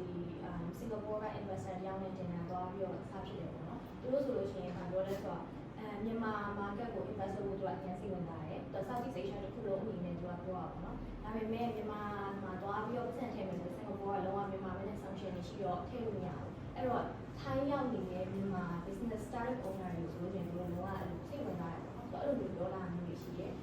အဲ့လိုမျိုးအရာကြည့်မယ်ဆိုလို့ရှိရင်တော့အဓိကသူတို့ဆိုရင် Thai local တွေကို investment အစား Thai မှာလာတဲ့မြန်မာ market မြန်မာ business owner တွေကို invest တင်နေဆိုတဲ့ဟာမျိုးရှိတယ်ပေါ့အဓိကတော့ဥပမာသူတို့က communication ပို့လွယ်တယ်သူတို့နဲ့ပို့ပြီး integrate လုပ်ရလွယ်တဲ့ culture ကိုကျွေးလိုက်တဲ့သဘောပေါ့နော်ဆိုတော့အဲ့ဒါလေးကိုပြောလို့ရတယ်ဆိုတော့မြန်မာအနေနဲ့ market gap ပါရှိတယ်ဆိုရင် okay ဒီရောက်နေပြီးတော့ international နဲ့ပို့ပြီးတော့ဟို network ပို့လုပ်တင်တယ်လို့ထင်တယ်ပေါ့နော်အဲ့ဒီအပေါ်မှာကိုကတခြား local တွေရဟုတ်တယ်သူတို့ country ရဲ့ protection ကြောင့်သူတို့ country မှာ opportunity ရတယ်ကိုကတခြား Southeast Asia တစ်ခုလုံးရဲ့ opportunity ကိုဘယ်လိုယူလဲဆိုတာကိုဟိုသွားပြီးတော့လိုက်တယ် positioning ပြီးတော့တဲ့အပေါ်မှာဒီနေ့မှ compete လုပ်စီအောင်လို့တော့ပေါ့နော်ဆိုတော့အဲ့ဒီနဲ့တွေ့ရပြီးတော့April တုန်းက Philippines သွားဖြစ်တယ်ပေါ့နော်ဆိုတော့အဲ့ဒီမှာလည်းအဲ့လို startup accelerator event တစ်ခုကိုတက်ဖြစ်တယ်။ဘာတွေ့ရလဲဆိုတော့ဒီ Thai ကကြာတဲ့အဲ့လို economically stable ဖြစ်တဲ့ country ဆိုတော့ဒီမှာရှိတဲ့ startup founder တို့ဒီမှာရှိတဲ့လူတွေတော့များများအတွေ့အကြုံတွေနဲ့ traditional ဆန်နဲ့ safe ဖြစ်တဲ့ဘက်ကိုတွေ့ကြတယ်။ဒါပေမဲ့မြန်မာတွေကျတော့ကိုယ့်နိုင်ငံအခြေအနေတွေကအများအဲ့လိုမျိုးcreativity တွေရတယ်။ဆိုတော့အဲ့ဒါလည်းအကောင်းနဲ့မကောင်းနဲ့အများနဲ့တွဲနေတဲ့သဘောပေါ့နော်။အဲ့ဒီအပေါ်မှာအရင်အဲ့လိုမျိုး innovative ဖြစ်တယ် resilient ဖြစ်တယ်ပေါ့နော်။ဆိုတော့ Philippines ဆိုလည်းအဲ့လိုပဲသူတို့တွေ economically အများကြီးပဲဖြစ်ခဲ့တယ်။အဲ့တော့သူတို့ရဲ့ startup idea ဆိုအရင် practical ဖြစ်တယ်အရင် resilient ဖြစ်တဲ့ပုံမှာသူတို့တကယ်ထွက်လာတဲ့ startup idea တွေကဟို long term sustainable ဖြစ်မဲ့ဟာမျိုးတွေဆိုအရင်တွေ့ရတယ်ပေါ့နော်။ဆိုတော့ဒီ Thai startup event လိုက်တော့ပြီးတော့ Thai ရဲ့ business idea ကြည့်မယ်ဆိုရင်အဲ့ဒီ clarity ကို practical ဖြစ်တဲ့ idea ကိုတွေ့ရအားလုံးက AI Web 3 on နေတော့အခြေအနေမှာပဲရှိသေးတယ်ပေါ့နော်ဒါကိုဘယ်လို practically သုံးပြီးတော့ကိုယ်နိုင်ငံပို့ပြီးတော့ improve လုပ်ဖို့ business customer ရဖို့ဆိုတဲ့အထိကိုသူတို့ connection ချိန်နိုင်တာတွေ့ရနေပြီပေါ့နော်ဆိုတော့အဲ့လိုမျိုးကြည့်မယ်ဆိုလို့ရှိရင်လည်း okay benchmark လုပ်မယ်ဆိုလို့ရှိရင်မြန်မာကနေ China နေပြီးတော့ benchmark လုပ်ရဲ့အစားမြန်မာလိုပဲ resilient ရှိဖို့လိုအပ်နေတဲ့ Southeast Asia တခြားနိုင်ငံဖြစ်တဲ့ Philippines လိုနိုင်ငံရဲ့ကို benchmark ယူပြီးတော့သူကဘာတွေလုပ်နေလဲကိုရောအဲ့လိုမျိုးပုံစံတူအားလုံးကိုရမလဲဆိုပြီးတော့လည်း market gap ကိုပေါ့ analyze ပြန်လုပ်ရအောင် ကျပါဒီသူများရဲ့မှာလည်း another point of view တစ်ခုကနေပြောလိုက်ပေါ့နော်အဲ့ဒီဟာတွေတကယ်လဲ gap တစ်ခုအနေနဲ့ပြီးတော့ opportunity တစ်ခုအနေနဲ့တကယ်ကိုခံစားပြီးတော့မြင်နိုင်ရတော့ opportunity တွေကတော့တော်တော်ကြီးတယ်အဲ့တော့ဟိုဒီလိုပြောမယ်ဒီလိုမျိုး regional area မဟုတ်ဘဲနဲ့တော့ South Asia ဒီ area ရဲ့တစ်ခုလုံးကိုတွားလိုက်တာဆိုတော့ right okay ကျေးဇူးများတင်ပါတယ် okay ဆိုတော့ဒီတတိယမျိုးလုံးလေးကတော့ကျွန်တော်ဒီ mental awareness နဲ့ပတ်သက်တဲ့မျိုးလေးတစ်ခုပေါ့နော်ဆိုတော့ကျွန်တော်တို့ဒီ startup တွေအနေနဲ့ပေါ့နော်ကိုရီးရဲ့လိုပြောမလဲဒီ stress တွေ pressure တွေဒီဟာတွေအတွက်ကို short ချဖို့တော့ကြုံရမှာပဲဆိုတော့ဟို startup ဆိုလေးဟိုကတော့ဟိုအခက်အခဲပေါင်းများတော့ねကြုံရမှာပဲအဲ့ဒီလိုမျိုးအဲ့ဒီအခက်အခဲတွေအဲ့ဒီ safety zone ကို short ချဖို့အတွက် daily ပေါ့ဘာတွေလုပ်လို့ရဘယ်လို daily activity တွေတောင်းလဲဘယ်လို daily routine လေးတွေကသူတို့ရဲ့ဒီ stress တွေshort ချပေးနိုင်မှာလဲပေါ့နော်ဟုတ်ဒီမှာလေးပဲစဖြစ်ပြီပေါ့အဲ့ဒါကတော့အခုကိုလောက်တဲ့ဒီလိုမျိုး event မျိုးတွေပေါ့နော်စီစီရတဲ့ community အားတာတဲ့သူဖြစ်တော့အဲ့လိုကိုတယောက်တည်းဆိုပြီးတော့ခံစားနေရလို့ရှိရင်အရာအားလုံးကပို့ပြီးတော့ stress များတယ်ပေါ့နော်အဲ့လိုမျိုးအခုလိုမျိုးအခုဆို business owner တွေအကုန်လုံးကတော့တနည်းတစ်ပုံ struggle နေကြရတယ်ပေါ့နော်အဲ့ဒါကိုအဲ့လိုမျိုးလက်ဖေးဆိုင်ဖြစ်ဖြစ်ဟိုအရက်ဆိုင်ဖြစ်ဖြစ်အတူတူထိုင်ပြီးတော့ order တွေဖြစ်နေရဲဆိုကြောက်လက်ကြောက် brand လုပ်လိုက်ရတာနဲ့တချို့ဟာတွေရော okay တက်တာလာမျိုးရှိရဲပြီးတော့အမှပဲအချင်းချင်းတယောက်နဲ့တယောက်အကူအညီရပြီးတော့ခုလည်း break လုပ်ပြီးတော့အမှပြန်ပြီးတော့တစ်ခုခုဖြည့်ရှင်းပြီးသွားတာလည်းဖြစ်နိုင်တယ်ပေါ့နော်ဆိုတော့ဒီလိုမျိုး network community နဲ့အဲ့လိုအမြဲတမ်းပေါ့နော်ဒီလို regularly ရှိနေတဲ့ community တခုကတော့ဒီ stress ကိုတက်တာတယ်ဟုတ်ဒီများတင်ပါတယ်ဒီလေးပြောပါဟုတ်ကဲ့ကျွန်တော်ကတော့ဒီကမှာလောက်တက်တဲ့အတွေ့အကြုံကလုပ်ပေးရဆိုတော့ကျွန်တော်ပြောတဲ့ဟာတွေကအကုန်လုံးအမှားလို့ပြောသုံးဝင်ပါမလားတော့မပြောတတ်ဘူးပေါ့ဒါပေမဲ့ကျွန်တော်ကတော့အဲ့ဒါကိုစိတ်ညစ်စရာထက်ဆိုတာထက်ဒီလိုပြောကျွန်တော်ရဲ့ဒီ future plan တွေပေါ့ကျွန်တော်ဘယ်လို adjust ပြန်လုပ်ရဘယ်လို adjust ပြန်လုပ်ရမလဲပြီးတော့ကျွန်တော်ရဲ့ဒီ step by step ပေါ့ကျွန်တော်လိုချင်တဲ့ target တစ်ခုချင်းစီကိုကျွန်တော်ကြားဖို့အတွက်ကျွန်တော်ဘာတွေဖြည့်ဆည်းပေးရမလဲကျွန်တော်အဲ့ဒါကိုပဲအဓိကစဉ်းစားမိတယ်ပေါ့ပြီးတော့ဒီလိုမျိုးကျွန်တော်ဘယ်လောက် way ရှောက်နေကြောက်နေဆိုတာထက်ကျွန်တော်ဖြည်းဖြည်းနဲ့မှန်မှန်နဲ့ကျွန်တော်ဒီ target တစ်ခုကိုရောက်ဖို့ကျွန်တော်အမြဲတမ်းရှောက်တန်းတယ်ပြီးတော့ကျွန်တော်တကယ်လို့ကျွန်တော်လိုချင်တဲ့ target တစ်ခုကျွန်တော်ရောက်တယ်ဆိုရင်လည်းကျွန်တော်ကကိုယ့်ကိုယ်လည်း appreciate ဖြစ်တယ်ပြီးတော့ကျွန်တော်လည်းဒီလိုရှိနေတယ်ကျွန်တော်လည်းကိုယ်ကိုယ်နဲ့တွေကိုလည်းကျွန်တော် appreciate အများကြီးဖြစ်တယ်ပြီးတော့ကျွန်တော်လည်းဒီလိုမျိုးအများရှောက်တန်းမှာဆိုတော့ကျွန်တော်လဲကြလိုက်ပြန်ထားလိုက်လဲကြလိုက်ပြန်ထားလိုက်နေကျွန်တော်ရှေ့ဆက်ပြီးကျွန်တော်ရှောက်အောင်လုပ်လို့ကျွန်တော်ထင်တယ်ဗျ။ Okay ဆိုတော့ daily stress ကို daily အလုံးနဲ့ပြန်ပြီးတော့ short ချဟုတ် stress တက်လာလဲလုံးလည်းပြန်ကြပါလိုက်ဟုတ်လားဟုတ်ဟုတ်အမပြောပြပါဦး I think I don't know about the Zoom too. အဲ့တော့လေကိုနည်းနည်းဒီကအသက်ကြီးရဆို intro ဝင်လာရဘာကိုပြောမှလဲဆိုတော့အမဆိုရင်ဒါ time ကအမရဲ့ second home လို့ပြောလို့ရတယ်ပေါ့နော်2012စင်ကာပြန်လာရအမ time နဲ့ပတ်သက်တဲ့လုပ်ငန်းတွေပေါ့အမ corporate လုပ်ခဲ့တာဆိုတော့ခုနပြောတဲ့1 2 3 4 5ဆိုတော့အမမလာခင်တည်းကကြိုတင်ပြင်ဆင်လာတယ်မလာခင်တည်းကအကုန်လုံးကိုကြိုတင်ပြင်ဆင်ပြီးတော့ကိုယ့်ရဲ့ second home ကိုတကယ်ချချလိုက်တဲ့အချိန်မှာတော့မထင်မှတ်တော့ဟို struggle လုပ်ခဲ့ရတယ်တော်တော်ကြီးကို struggle လုပ်ခဲ့ရတယ်1 2 3 4 50လို့ struggle လုပ်ခဲ့ရ regulation ကိုဘယ်လောက်ပဲလေ့လာတာတရားတော်ကကြာထပ်ပြီးလေ့လာစားအများကြီးချက်နေတယ် analysis ကိုဘယ်လောက်ပဲဟိုဘယ်လိုပါမလဲ business quotient တွေအမ mentoring quotient တွေမှာဘယ်လောက်ပဲလုပ်ခဲ့ဒီရောက်လာရင်ကြောင့်အမဟို stay analysis လုပ်တယ်မှာအမမှားတဲ့အချက်တွေမှာဖြစ်ခဲ့ဘူးတဲ့ဟိုကြုံတွေ့ခဲ့ဘူးလား mistake တွေပေါ့နော်ကိုဘယ်လောက် analysis လုပ်ခဲ့နေတာပေါ့ဒါပေမဲ့တော့ဆိုလဲဒီလိုပဲ culture ကကိုသိခဲ့နေတာပါကိုအနည်းဆုံးကို patient လုပ်တာတော့ခိုင်ကြရင်ကိုယ့်ရဲ့ဟို temper ကမြင့်သွားတာခိုင်ကြရင် shop လုပ်တဲ့ပြဟာမျိုးဖြစ်တယ်ပေါ့ဒါကပြန်ပြတာထိုင်းရောက်နေတာလားဆိုတော့ proposal မျိုးဖြစ်တယ်ဆိုတော့50လုံးမှာ overall နေလည်းပြောရမယ်ဆိုရင်တော့အမကတော့သူ့လိုပဲဘဝမှာအခက်အခဲခုကြုံလာတိုင်းမှာအမက negative တစ်ခုလို့ပြောထားတယ်ပြဿနာတစ်ခုကြုံတိုင်း negative တစ်ခုတည်းအမ negative တစ်ခုလို့ပြလိုက်တယ်အဲ့လေကောင်းအမမရအောင်ကြော်တယ်တော့မှနောက်ပြန်မဆုံးဘူးမရအောင်ကြော်လဲ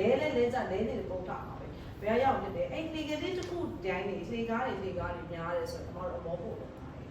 တို့တို့အမတို့အပေါ်ရောက်ဖို့အတွက်အမတို့တက်လို့တောင်းလာတို့အမြင့်နဲ့ပုံတက်လာတယ် အဲ့ဒါကိုဖြစ်တယ်ဒါအရင်တော့အမကြွေးကြော်ခဲ့တာပေါ့နော်အခုဒီတစ်နှစ်တည်းမှာအမဘာဖြစ်လာလဲဆိုဘလောက်ပဲကိုကို struggle လုပ်နိုင်တယ်လို့ပြော patient ရှိတယ်လို့ပြောcontrol mindset ရှိတယ်လို့ပြောပေါ့နော်အမဒီတစ်နှစ်တည်းမှာဆိုရင်တော်တော်သိတာတယ် physical ဘိုင်းရော mentally ရောအမတော်တော်ရို့ဟို struggle လုပ်ခဲ့ရတယ်ကိုယ့်ရဲ့ဟို right person ပါတနာမတွေ့ခဲ့ဘူးမြန်မာတွေမှာဆိုလည်းမ right person မတွေ့ခဲ့ဘူးမှားခဲ့တယ်ပေါ့နော်မဆုံးဖြတ်ချက်တယ်ထိုင်းလူမျိုးတွေဆိုရင်လည်းပထမဆုံးအမဒီလိုစစ်စားစားတဲ့ဟာမှာဆိုအမ right person ကထိုင်းရောမြန်မာမှာမှားခဲ့တယ်ကိုယ့်ရဲ့ဆုံးဖြတ်ချက်ကိုမှားတာကနောက်မှာဘေးထွက်စတူအများကြီးခံရတော့မပြန်ကုန်းထားတယ်second time မှာဒီနိုင်ငံမှာမပြန်ကုန်းတယ်တစ်နှစ်ခွဲမှာမ second time ပြန်ကုန်းထားတယ်မမရရအောင်လုပ်မယ်နောက်ပြန်မဆိုဘာလို့တော့ပြန်ဆုတ်သွားလဲဆိုတော့ပြန်ဆုတ်သွားလို့ရတယ်မနိုင်ငံမှာပြန်သွားလို့ရတယ်ကိုယ်နိုင်ငံလေးကိုလို့ကိုရှိရမယ်ဒါပေမဲ့မပြဘာလို့မပြလဲဆိုတော့လောလောနဲ့ရှုံးတယ်ပုံမှန်ရဲ့ကိုယ့်ရဲ့ဟို local ပါဟိုမြန်မာပါတနာတွေလည်းကိုရှုံးတယ်ကိုယ်စောင့်ကြည့်နေမျက်လုံးတွေလည်းကိုရှုံးတယ်တို့သူထပ်ပြီးတော့ရှုံးပေးချင်တာခိုင်းလို့လည်းရှုံးပေးချင်တာငါတို့ကြောင့်ဒီပါတနာပါခဲ့တဲ့ခိုင်းလို့ပါတနာပါခဲ့တယ်ငါတို့ကြောင့်သူတက်လာသူ့နိုင်ငံတော့ဆိုတော့သူပြန်သွားတဲ့ပုံစံမှတော့ဖြစ်ခဲ့တာအနည်းဆုံးတော့ကတစ်လပဲဖြစ်နှစ်လပဲတစ်နှစ်ပဲကရအောင်အချိန်ကပြန်နေတဲ့ခါကျရင်ကရင်ကော့ပြီးပြန်တော့လမထောင်ပြန်လာဒါပေမဲ့ငါတို့ကြောင့်ပြန်သွားတဲ့ပုံစံမှဖြစ်မခံတော့မှပြန်တော့ထားတယ်အခုမှ second ပုံပြီးအမရဲ့ second ပါပေါ့နော် second ဒီမှာပါဒနာ second type ပါတယ်လို့မှပြန်တော့ထားတယ်ဒါပေမဲ့အမဘာဖြစ်သွားလဲဆိုတော့အမ mental and physical ရောအမကလူတယောက်ချင်းဖြစ်လို့ဖြစ်သွားတယ်အရင်စိတ်တက်နေကြတယ်ဟောအဲ့မှာအမဘာလုပ်လာလဲဆိုတော့တရားတရားလုပ်ဖြစ်တယ်အဲ့ဒါကအတကြီးဆုံးလို့ပြောခဲ့တယ်လားတော်တော်ဖျားဖျားလုပ်ဖြစ်လာတယ်ဘာလို့ဆိုတော့တလုံးကဖျားရတရားရဆိုတာကဟို just only ဖျားသွားရရှင်ကိုဖျားသွားရရေးဒေးယူလိုက်တာမရပဲလို့ပြောတယ်အဲ့ဒီအချိန်မှာဘာဖြစ်လာလဲဆိုတော့ဟိုစိတ်ရထွက်ပေါက်လို့ဆိုနေတယ်ပေါ့နော်ဒီနိုင်ငံကအခုမှသွားဆရာကဟိုရှင်ကိုဖျားလေးရှင်ရဖျားလေးရှင်ရဲနေနေသွားနိုင်မှာရပြီဒါဘယ်လိုဆိုအဲ့တော့ဘာဖြစ်လဲကိုကြီးကမျက်စာပြမှာပဲကိုယ့်အတံကိုလွတ်လာအော်အမတပန်းတော့အဲ့လိုဖျားတရားကိုယုံကြည်ပြီးတော့ဘယ်နဲ့ဖျားညဖျားဘယ်နဲ့ဆိုဖျားရှိခိုးမှလွတ်သွားတယ်ညပြန်ရလို့ဆိုဖျားလို့လည်းတပန်းတော့မှ practice လုပ်လိုက်တယ်ဘာဖြစ်လာလဲဆိုတော့အဲ့ဒါမှ use to လိုက်လို့ငါဒီချင်းမှာခါရရွာတယ်ငါဒိတ်ရဝင်လာငါဒီချင်းမှာဖျားတယ်ဒီချင်းမှာဖျားပဲနေရအနည်းဆုံးတော့လေတစ်နေ့လုံးဟို struggle လုပ်ခဲ့ရတဲ့အတွက်ဘလောက်ပဲပူလောက်ဖျားရှိခိုးလိုက်ရတဲ့ခဏပတိစိတ်လိုက်ရတဲ့ခဏအဲ့ခဏလေးရဲ့စိတ်ချမ်းသာဘွားအမတစ်နေ့လုံးမှာဘာမှမနေလားဆိုတော့အဲ့ဒါလေးလုံးဖြစ်လာတယ်ပေါ့နော်ဒါဟိုတရားဟောတာမဟုတ်ဘူးဟိုဒီမှာရှင်းဒီဗုဒ္ဓဘာသာဆိုလဲဗုဒ္ဓဘာသာကိုယ့်ရဲ့ယုံကြည်တာကိုယ့်ရဲ့ culture ကိုလည်းနည်းနည်းလေးတော့9မိနစ်စံလေးအချိန်ပေးကြည့်အနည်းဆုံးတော့တစ်နေ့24နိုင်မှာ9မိနစ်လောက်ပေးလိုက်တဲ့အချိန်ကကိုယ့်ရဲ့ agent ဆုံးအချိန်လို့ထင်တယ်ဆိုတော့အိတ်ခန့်နေတဲ့အချိန်ပဲပြည့်အဲ့ဒါလေးနည်းနည်းလေးပေးကြည့်ပါတော့အဲ့တော့ဘာဖြစ်လာလဲဆိုတော့အဲ့လိုပေးလိုက်တဲ့အချိန်မှာနည်းနည်းလေးကိုယ့်ရဲ့ patience ကပိုကောင်းလာတယ်တိကျနိုင်မှုဆိုင်ရာပိုကောင်းလာတယ်ပေါ့နော်အဲ့ဒါဖြစ်ချက် ဟုတ်ကဲ့ကျေးဇူးများတယ်ညာဒီနေ့ခင်ဗျပါအောင်ဗျာ โอเคပါဆိုတော့ဟိုမိကုန်းကတော့ဒါ startup founder တွေလုပ်ငန်းလုပ်နေတဲ့တွေနေနဲ့ networking ပုံစံမျိုး daily activity အနေနဲ့ daily activity နဲ့ဘယ်လိုကောင်းအောင်လုပ်မလဲပေါ့ဘယ်လို balance လုပ်မလဲပေါ့ဆိုတော့ပထမတစ်ချက်ကတော့ဟို startup life ကတော်တော်လေးလို့ဒီ founder တွေအနေနဲ့ပေါ့နော်တော်တော်လေး stress များတဲ့ career တွေမှာပါတယ်ပေါ့ဆိုတော့ဒါကိုဘယ်လိုမျိုးဒီ balance ပြောင်းလုပ်လဲဆိုတော့အရှိအကိုတွေမှာပြောသွားတဲ့အချက်တွေအကုန်ပါတယ်ပေါ့ဆိုတော့ပထမတစ်ချက်ကတော့ဒါ community ပေါ့ master စီပြောသွားတဲ့ဒီကိုတယောက်တည်းပဲနေနေရမျိုးပုံပဲနဲ့အပြင်မှာခြားသော talent founder တွေနဲ့ live တွေ့ပြီးစကားပြောတာတော့မဟုတ်ဘူးဆိုရင်အနည်းဆုံးတော့ဟိုအခက်အခဲတွေကြုံနေရတယ်ဆိုတော့ကိုတယောက်တည်းမဟုတ်ဘူးဆိုတော့ဟိုအချက်လေးပြန်ပြောမှ report ကိုပြန်ပြီး remind လုပ်လို့ဖြစ်တာပေါ့ဆိုတော့အဲ့ဒါကလည်းဟို stress တွေနည်းနည်းလျော့နေနိုင်ဒီလိုမျိုးချင်းချင်းစကားပြောတဲ့အခါမှာလေကိုဒီမှာတစ်ခါတည်းရတချို့တော့ပြဿနာတွေကပြည်တယ်သွားရတော့ networking လုပ်ချင်တာဖြစ်ပေါ့ဆိုတော့ဒုတိယတစ်ချက်ကတော့ကိုရောပြောသွားတာရောအမပြောသွားတာရောပါတယ်ပေါ့နော်ကျွန်တော်မြင်မှာပါလဲဆိုတော့ positive thinking ပို့လို့ရတယ်လို့ထင်တယ်ဆိုတော့ဟိုကျွန်တော် startup life မှာအားရမှာတော့အများကြီးပဲပေါ့ဒီနေ့ဒီမှာကျွန်တော်အမိုက်တစ်ခုကြီးလုပ်တယ်ဆိုတော့ဒါကတော့ဟိုပုံမှန်ပဲပေါ့နော်ဒါ process ဒီမှာပါရဲ့ဒီအမှားကြီးလုပ်တယ်ဆိုတာ process တစ်ခုပဲပေါ့ဆိုတော့ဒါပေမဲ့အမှားတစ်ခုလုပ်တိုင်းတစ်ခု fail တိုင်းစိတ်တက်ကြရမယ်ဆိုရင်ကျွန်တော်အနေနဲ့ဟိုဒါဆက်ပြီးမလုပ်သေးဘူးပေါ့နော် startup life ကနေဟိုထွက်သွားလောက်ပြီပေါ့နော်ဒါပေမဲ့ဘာကြောင့်မလို့အခုချိန်ဒီဒါ resilient ဖြစ်နေပေါ့ဟိုရှိနေနိုင်လဲဆိုတော့ positive thinking တစ်ခုရှိလို့ပဲပေါ့ဥပမာအဖြစ်ကျွန်တော်တို့10ကောက် fail ရဆိုရင် fail ရလို့မတွေးပဲနဲ့ okay ဟုတ်ပြီ10ကောက်တော့အမှားလုပ်လိုက်ပြီဒါပေမဲ့ဒါတွေကအမှားဆိုတာလည်းဒါကျွန်တော် lesson တွေလမ်းလုပ်လိုက်ရတယ်ပေါ့ဟုတ်တယ်ကျွန်တော်တစ်နှစ်လုပ်လိုက်တယ်လုပ်ငန်းတစ်ခုဘာမှသိပြီးမှမဖြစ်သွားဘူးအဲ့လိုမျိုးတွေးမဲ့အခါဟုတ်ပြီငါအောင်မြင်မှုအတွက်ဖြည်းဖြည်း ညီလာပြီပေါ့ဆိုတော့နောက်တစ်ခုအမပြောသွားတဲ့ဟာဆိုလဲဒါဖျားတရားလုပ်တယ်ဆိုတာဒါကိုယုံကြည်တဲ့အရာတစ်ခုကိုလုပ်လိုက်တာပဲပေါ့ဆိုတော့ဒါဆိုလဲဒါ positive thinking တစ်ခုပဲဒါပဲပြောကိုအနေနဲ့ confident တစ်ခုရှိပါပေါ့ကိုဆိုလဲဒါ future အတွက် planning လုပ်လိုက်တယ်ဒါဆိုလဲ positive thinking မျိုးပေါ့နော်ကိုရှုံးနေကို fail ဖြစ်သွားတဲ့အရာတွေမှားသွားတဲ့အရာတွေပြန်ပြီးတော့မှနောက်နေ့ကြည့်နေမယ်သာ future ကိုပဲကြည့်ပြီးတော့လုပ်လိုက်တယ် planning လုပ်လိုက်တယ်ပေါ့ဆိုတော့ဒီလိုမျိုး positive thinking တစ်ခုရှိဖို့အရင်အရေးကြီးတယ်နောက်တစ်ခုကတော့ကို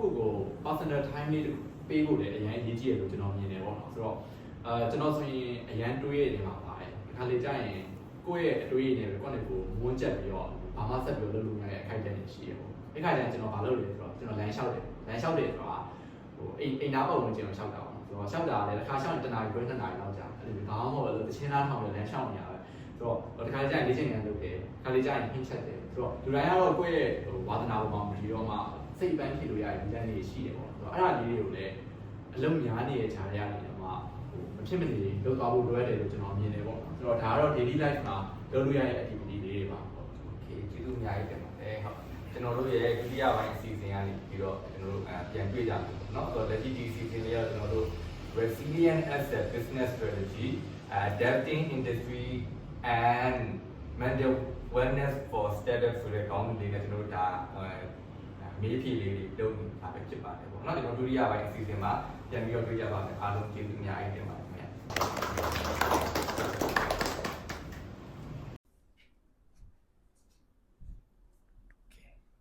ဟုတ်အားလုံးပဲမင်္ဂလာပါခင်ဗျကျွန်တော်တို့ရဲ့ဒီBrazilian as a business strategy adapting industry and mental wellness for startup ရဲ့ဒုတိယပိုင်းအစီအစဉ်ကနေပြီးတော့အားလုံးပြန်လည်ကြိုဆိုလိုက်ပါတယ်ဒီတစ်ခေါက်မှာတော့ကျွန်တော်တို့ဒီstartup business owner တယောက်ချင်းစီအတွက်ကိုကျွန်တော်ဒါမေးခွန်းလေးတွေပြင်ဆင်ထားတယ်ပေါ့နော် okay ကျွန်တော်အရင်ဦးဆုံးဒီ digital recruitment platform startup ကိုကျွန်တော်အရင်ဦးဆုံးမေးပါမယ်ပေါ့နော်ဆိုတော့ကျွန်တော်တို့ဒီstrong team တစ်ခုပေါ့နော်ဆိုတော့လုံးဝဟိုမှာစိတ်ပိုင်းဆိုင်ရာအရာရောရုပ်ပိုင်းဆိုင်ရာအရာရောတန်မာတဲ့ဒီအဖွဲ့တစ်ဖွဲ့ပေါ့ strong team တစ်ခုဖြစ်ဖို့အတွက် startup တွေကဘယ်လိုမျိုး right employee ပေါ့နော်ဆိုတော့ right employee တွေကိုဘယ်လိုမျိုးရှာဖွေနိုင်မလဲပေါ့ okay ဘယ်လိုမျိုးရှာဖွေလဲဆိုတော့အရေးကြီးတွေလုပ်တယ်မလားဆိုတော့ team တွေကတော့ဖွဲ့ရတာလွယ်တယ်ဒါပေမဲ့တကယ် strong team ဖြစ်ဖို့နဲ့ right person ဖြစ်ဖို့အတွက် startup တွေကဘယ်လိုမျိုးရှာဖွေနိုင်မလဲပေါ့နော်ဟုတ်ဖြည့်ပေးပါဦးခင်ဗျဟုတ်ကဲ့ပါဆိုတော့ကျွန်တော်တို့team recruitment ပေါ့နော်ပြောမယ်ဆိုရင်တော့team တစ်ခုဖွဲ့စည်းတဲ့အခါမှာအရင်အရေးကြီးရပေါ့နော် startup တစ်ခုမှာဆိုတော့ဘာလို့လဲဆိုတော့ဒီ recruitment မှားရဲဆိုရင်ကျွန်တော်တို့ရေရှည်မှာခေါင်းကိုက်ရမယ် sector တွေမှာပါတယ်ဆိုတော့ဘယ်လိုမျိုးမှန်ကန်တဲ့ right person ကိုရွေးမလဲပေါ့နော်ဆိုတော့အဲ့ဒါကတကယ်တမ်းပြောမယ်ဆိုရင်တော့အကောင်းဆုံး formula ဆိုတော့မရှိဘူးပြောမယ်ဆိုရင်ဒါ CEO တိုင်းကသူတို့ကိုယ်ပိုင်ရွေးချယ်နည်းလမ်းတစ်ခုဆိုတော့ရှိစမြဲပဲပေါ့နော်ဆိုတော့ပထမတစ်ချက်ကဒီ team တစ်ခုကိုဘယ်လိုဖွဲ့စည်းမလဲဆိုတော့ကျွန်တော်အကြံပေးချင်တာပေါ့နော်ဆိုတော့ဒီ recruitment ကို startup ရဲ့ early stage မှာ CEO ကိုယ်တိုင်ဟိုကရွေးတင်တယ်လို့ကျွန်တော်မြင်တယ်ဆိုတော့အဲ့ဒါအရင်အရေးကြီးတယ်ပေါ့နော်ဆိုတော့ဒုတိယတစ်ခုကကြတော့လောလို့မဖြစ်ဘူးဆိုတာကခါတလေကြာရင်ကျွန်တော် startup တွေဆိုတာမြန်သွားခြင်းကြရပေါ့နော်ဆိုတော့လူခေါ်မယ် brand မယ် product ဆောက်မယ်ဆိုတော့ဟုတ်တယ်မှန်တယ်မြန်သွားဖို့လိုအပ်တယ်ဒါပေမဲ့အဲ့လိုမျိုးမြန်သွားဖို့ဆိုတာကကြတော့လူရွေးမှန်ဖို့လိုအပ်တယ်ဆိုတော့ဒါလူရွေးမှန်နေဆိုတာကကျွန်တော်တို့ဒါ employee hire လုပ်တာလည်းပါတယ်နောက်ပြီးတော့မှ partner ပေါ့နော်သူကိုယ့်ရဲ့ co-founder recruit လုပ်တာလည်းပါတယ်ပေါ့နော်ဆိုတော့အချိန်တစ်ခြားလေးကိုပေးဖို့လိုအပ်တယ်နောက်တစ်ခုကကြတော့ဖြစ်နိုင်မယ်ဆိုရင်ကို့မှာ CV 3-4ခုရှိအောင်လောက်နဲ့မရွေးချယ်တင်ဘူးပေါ့နော်ဆိုတော့တက်နိုင်တဲ့လောက် CV များများကိုလက်ခံတင်တယ်ဆိုတော့အဲ့ဒီထဲမှာအကောင်းဆုံးကိုတစ်ချက်ပြန်ပြီးတော့ရွေးချယ်တင်တယ်ပေါ့နော်ဆိုတော့ဒါမျိုးလေးပေါ့နောက်တစ်ခုကကြတော့ဒီကျွန်တော်ဆိုရင် interview ကိုအရန်လုပ်တယ်ဆိုတဲ့အခါမှာပုံမှန် recruitment method တွေလည်းလုပ်တယ်လို့မျိုးနောက်ကျွန်တော် personally ပေါ့နော်ကျွန်တော်သုံးတဲ့practice တစ်ခုကဘာလဲဆိုတော့ဆိုကြပါစို့ကျွန်တော်စပိုင် job မှာကျွန်တော် recruitment team member တယောက်ရွေးရမယ်ဆိုရင်ဟုတ်တယ်ကျွန်တော်ပထမဆုံး CV ကြည့်တယ် CV မှာပြီးတဲ့အခါသူ့မှာပါတဲ့အရေးချင်းတွေကကျွန်တော်တို့လိုအပ်တဲ့ qualification တွေနဲ့ကိုက်ညီလားဒီတစ်ချက်ကိုကြည့်တယ်ပြီးတဲ့အခါမှာကျွန်တော်နောက်တစ်ဆင့်ကဘာလုပ်တာလဲဆိုတော့ဟုတ်ပြီကျွန်တော်အကောင်းဆုံး၄ယောက်ကိုရွေးလိုက်ပြီပဲဆိုကြပါစို့အဲ့ဒီထဲမှာကျွန်တော်တစ်ယောက်ပြန်ရွေးမယ်ဆိုရင်ဘယ်လိုပြန်ရွေးလဲဆိုတော့ကျွန်တော်တို့၄ယောက်ကို meeting နဲ့ကိုကျွန်တော်ခေါ်လိုက် Zoom meeting နဲ့ကိုကျွန်တော်ခေါ်လိုက်တယ်ပေါ့နော်ခေါ်ပြီးတဲ့အခါမှာဆိုကြပါစို့ကျွန်တော်ရဲ့ startup ကဒါစပိုင် job ဆိုရင်ဒါ migration ပေါ့နော်ဆိုတော့ migrant workers တွေဒီ migrant community ဒါမျိုးနဲ့အများကြီးကိုက်ညီရဆိုတဲ့အခါမှာ ကျွန်တော်အနေနဲ့အဲ့လို topic တစ်ခုပေးလိုက်တယ်ပေါ့နော်သူတို့အဲ့ topic ကိုကျွန်တော် live discussion လုပ်ခိုင်းတာဆိုတော့ပြောရမယ်ဆိုရင်ဒါကိုယ့်ရဲ့ startup နဲ့ပတ်သက်ပြီးမှတခြား relevant ဖြစ်တဲ့ဒီ topic တွေလည်းကိုယ့်အနေကိုစဉ်းစားလို့ရတယ်ပေါ့နော်ဆိုတော့အဲ့လိုမျိုးလုပ်ချင်အဖြစ်ဒီလူတယောက်ပေါ့နော်ဒီ candidate တယောက်ကသူတို့အနေနဲ့ technical skill တွေရှိရဆိုတော့ဟုတ်ပြီ technical skill တွေရှိအောင်အပြင်ကျွန်တော်တို့ကသူ့ရဲ့အနေနဲ့တခြားဒီ collaboration အပိုင်းမှာအားကောင်းလားသူ့ရဲ့ opinion ကိုပြောပြရတဲ့အခါမှာအားကောင်းလားသူ့ရဲ့တစ်ဖက်မှာ social science knowledge ဘယ်လောက်ရှိတယ်ပေါ့နော်ဒါမျိုးကြီးလည်းကျွန်တော်တို့သိနိုင်တယ်ပေါ့နော်ဆိုတော့နောက်တစ်ခုကကျတော့ကိုယ့်ရဲ့ team ရဲ့ composition ကဘယ်လိုမျိုးရှိလဲပေါ့ဆိုကြပါစို့ကိုယ့်ရဲ့ team မှာဒါ decision making လုပ်တဲ့သူတွေများနေလားဒါဆိုရင်တစ်ဖက်ကteam bonding ပေါ့နော်team bonding ကိုလုပ်ပေးမဲ့သူတွေလည်းဒါလိုအပ်တယ်ပေါ့နော်ဒီနေရာမှာဆိုရင်တော့နည်းနည်းကိုကပိုပြီးမှ advanced analytical သွားခြင်းတယ်ဆိုရင်တော့ဒါတခြား MBTI တို့ဘာလို့ဒီလိုမျိုးနီးလန်းနေလဲသုံးလို့လည်းရရပေါ့နော်ဒါပေမဲ့ကျွန်တော်တော့အဲ့ထိတော့မသုံးတော့ဘူးကျွန်တော်တော့ခုနကလိုမျိုးပဲ၄ယောက်ဆိုရင်၄ယောက်ခေါ်လိုက်တယ် Zoom meeting လုပ်လိုက်တယ်ကဲမင်းတို့ဒီ topic ကို discuss လုပ်ပေါ့နော်အဲ့ဟာကိုကြည့်လိုက်ခြင်းအဖြစ်ဘယ်သူက stand out ဖြစ်တယ်ဘယ်သူကကိုယ်နဲ့ပိုပြီးတင့်တော်လဲဆိုတာကိုသိနိုင်တယ်ပေါ့နော်ဆိုတော့ဒါကတော့ကျွန်တော်၃နေ့၃ထားရှိရဲ့နီးလန်းမျိုးပေါ့ဟုတ်နောက်တခြားကောင်းတဲ့နီးလန်းလေးတွေလည်းရှိရဲ့ဥပမာအဖြစ်ကိုဒါ recruitment မလုပ်ခင်မှာနောက်ဆုံး final stage မှာသူတို့ကိုဒါ case study လုပ်ခိုင်းတာတို့ဒါမှမဟုတ်လေ project တစ်ခုအရင်ဆုံးပေးလိုက်တာအဲ့ဒါအရင်အရေးကြီးတယ်ပေါ့နော်ဆိုတော့ဒီလူတယောက်ကဘယ်လောက်ကောင်းတယ်လို့ပဲပြောကျွန်တော်တို့က CV နဲ့ interview မှာပဲသိရတကယ်တမ်းသူတကယ်လက်တွေ့မှာကောင်းမကောင်းဆိုတာကျွန်တော်မသိနိုင်ဘူးအဲ့အတွက်ကြောင့်မို့လို့ risk အနည်းဆုံး recruitment လုပ်လို့ရတဲ့ practice တစ်ခုပါလဲဆိုတော့ full time permanent recruitment မလုပ်ခင်မှာအရင်ဆုံး project base အနေနဲ့ hire လုပ်ကြည့်ပေါ့နော်။မဖြစ်ကျွန်တော် developer ဆိုလဲရရ designer ဆိုလဲရကဲဒီ video လေးတစ်ခု send လုပ်ကြည့်ပေါ့နော်။ဆိုတော့အဲ့ခါကျရင်ကျွန်တော်တို့အနေနဲ့သိနိုင်ပြီပေါ့နော်။ဒီလူကတကယ်အဆင်ပြေမပြေပေါ့။ဆိုတော့ဒါလေးတွေကတော့အရန်ကောင်းတဲ့ recruitment practice လေးတွေလို့ပဲပြောရမယ်ခင်ဗျ။ဟုတ် ကျေးဇူးအများကြီးတင်ပါတယ်လက်ရှိကျွန်တော်လက်ရှိကျွန်တော်ရဲ့ဒီအကြောင်းအရာနဲ့ပတ်သက်လို့ခုနကသူညီလေးပြောသွားတဲ့ထဲမှာကျွန်တော်လက်ရှိ experience အရတော့ကျွန်တော်နဲ့လွန်ခဲ့တဲ့တစ်နှစ်လောက်ကအဲ့လိုမျိုးစကားပြောဘူးတယ်ပေါ့နော်ဆိုတော့ဒီညီလေးတယောက်ရှိတယ်သူနဲ့တစ်နှစ်လွန်ခဲ့တဲ့တစ်နှစ်အကျော်မှာတစ်ခေါက်တွေ့တယ်ပြီးရင်ဂျားထဲမှာတော့လူပဲစကားပြောတယ် online ကနေပဲတွေ့ဒီတစ်ခေါက်သူနဲ့ထပ်တွေ့တဲ့အခါမှာသူ့ကိုကျွန်တော်ဘယ်လိုပြောမလဲသူရဲ့အနေအထားတွေသူ့ရဲ့အရေးချင်းတွေသူသွားကျင်တာကျွန်တော်အကုန်လုံးတွေ့ရတော့ဒီတစ်ခေါက်တော့ကျွန်တော်ကသူ့ကိုကျွန်တော်ပြီးနောက်ခေါ်ထားလိုက်တယ် project ပေးထားလိုက်တယ်ပေါ့เนาะကျွန်တော်ဆက်လုပ်ချင်တဲ့သူ project လေးတွေရှိတာသူ့ပေးထားတယ်ဆိုတော့ကျွန်တော်သူ့လိုမျိုးတစ်ပတ်ကို3ရက်တော့လည်းကောင်း2ရက်တော့လည်းကောင်းလာကျွန်တော်သူ့ထမင်းကျွေးတယ်ထမင်းကျွေးပြီးတော့မှသူနဲ့ကျွန်တော်နဲ့ project တစ်ခုဆက်သွားနေတာရှိတယ်လက်ရှိသဘောတရားချင်းအတူတူပဲကျွန်တော်တို့ဒီတယောက်ကလက်ရှိကျွန်တော်မြင်တဲ့အတွက်ကကျွန်တော်တို့ကဒါ right person ရှိတယ်ဖြစ်တယ်ဒါပေမဲ့ project ပေးထားလိုက်သူဘလို့ရှိတယ်သူဘလို့စဉ်းစားသူဘလို့လုပ်အကုန်လုံးတရားရင်သဘောမြင်ရတယ်ပေါ့ဆိုတော့ပြောချင်တာကလက်ရှိဒါညီလေးတဲ့လက်ရှိသူကိုယ်တိုင်လက်ရှိဒါတွေအသုံးချတယ်ကျွန်တော်ရဲ့လက်ရှိ experience ကလည်း currently မှာဒီတိုင်းပဲလုပ်နေရှိပါတယ်ပေါ့နော်ဒါကျွန်တော်လည်းကြုံလို့ပြောပြပေးတာဟုတ်အမမင်္ဂလာပါဒီတစ်ခေါက်တော့အမအလှည့်ရောက်ပြီပေါ့နော်ဆိုတော့အမတော့လက်ရှိဒီ business consulting service ကိုဒါဟို startup လုပ်နေတာဖြစ်တဲ့အတွက်အမအတွက်မေးခွန်းလေးလာမယ်ပေါ့နော်အမအတွက်မေးခွန်းလေးကကြော startup တွေနော် startup တွေအမှားနိုင်ဆုံးနော်အမှားဆုံးမှားလေးအရှိဆုံ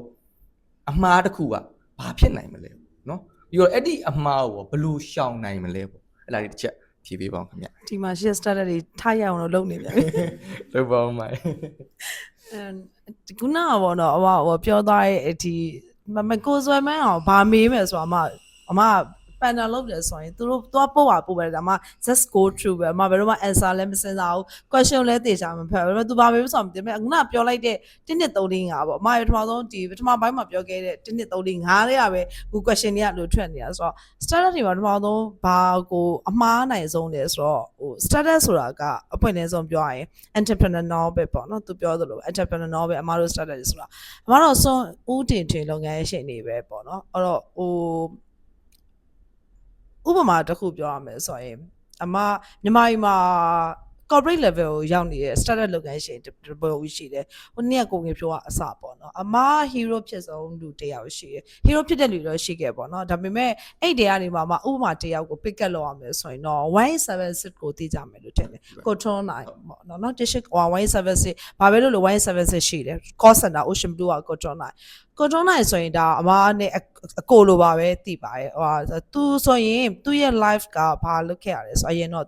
cycling နေတော့တင်းစာလိုက်ပို့ခဲ့ရတာ သူ့ရဲ့ live ပေါ့နော်သူရဲ့ success story တခုမှမသိခဲ့ရလိုက်ဖို့ခဲ့ရတယ်သူအဲ့ရနေပေါ့ delivery ရနေပြီးတော့ကိုဒီ wine service တွေအခု ocean blue ဆိုအခုဆိုသူဆိုအထင်ကြီးလူတယောက်အဲ့လိုမျိုးဖြစ်သွားရဲဆိုတော့ဘာဖြစ်လဲဆိုတော့ startup တွေမှာအဓိကကအရေးကြီးဆုံးကဘာလဲဆိုတော့ခုနပြောသလိုပဲ struggle down ကိုခံနိုင်ဖို့အတွက်ပဲတစ်ချက်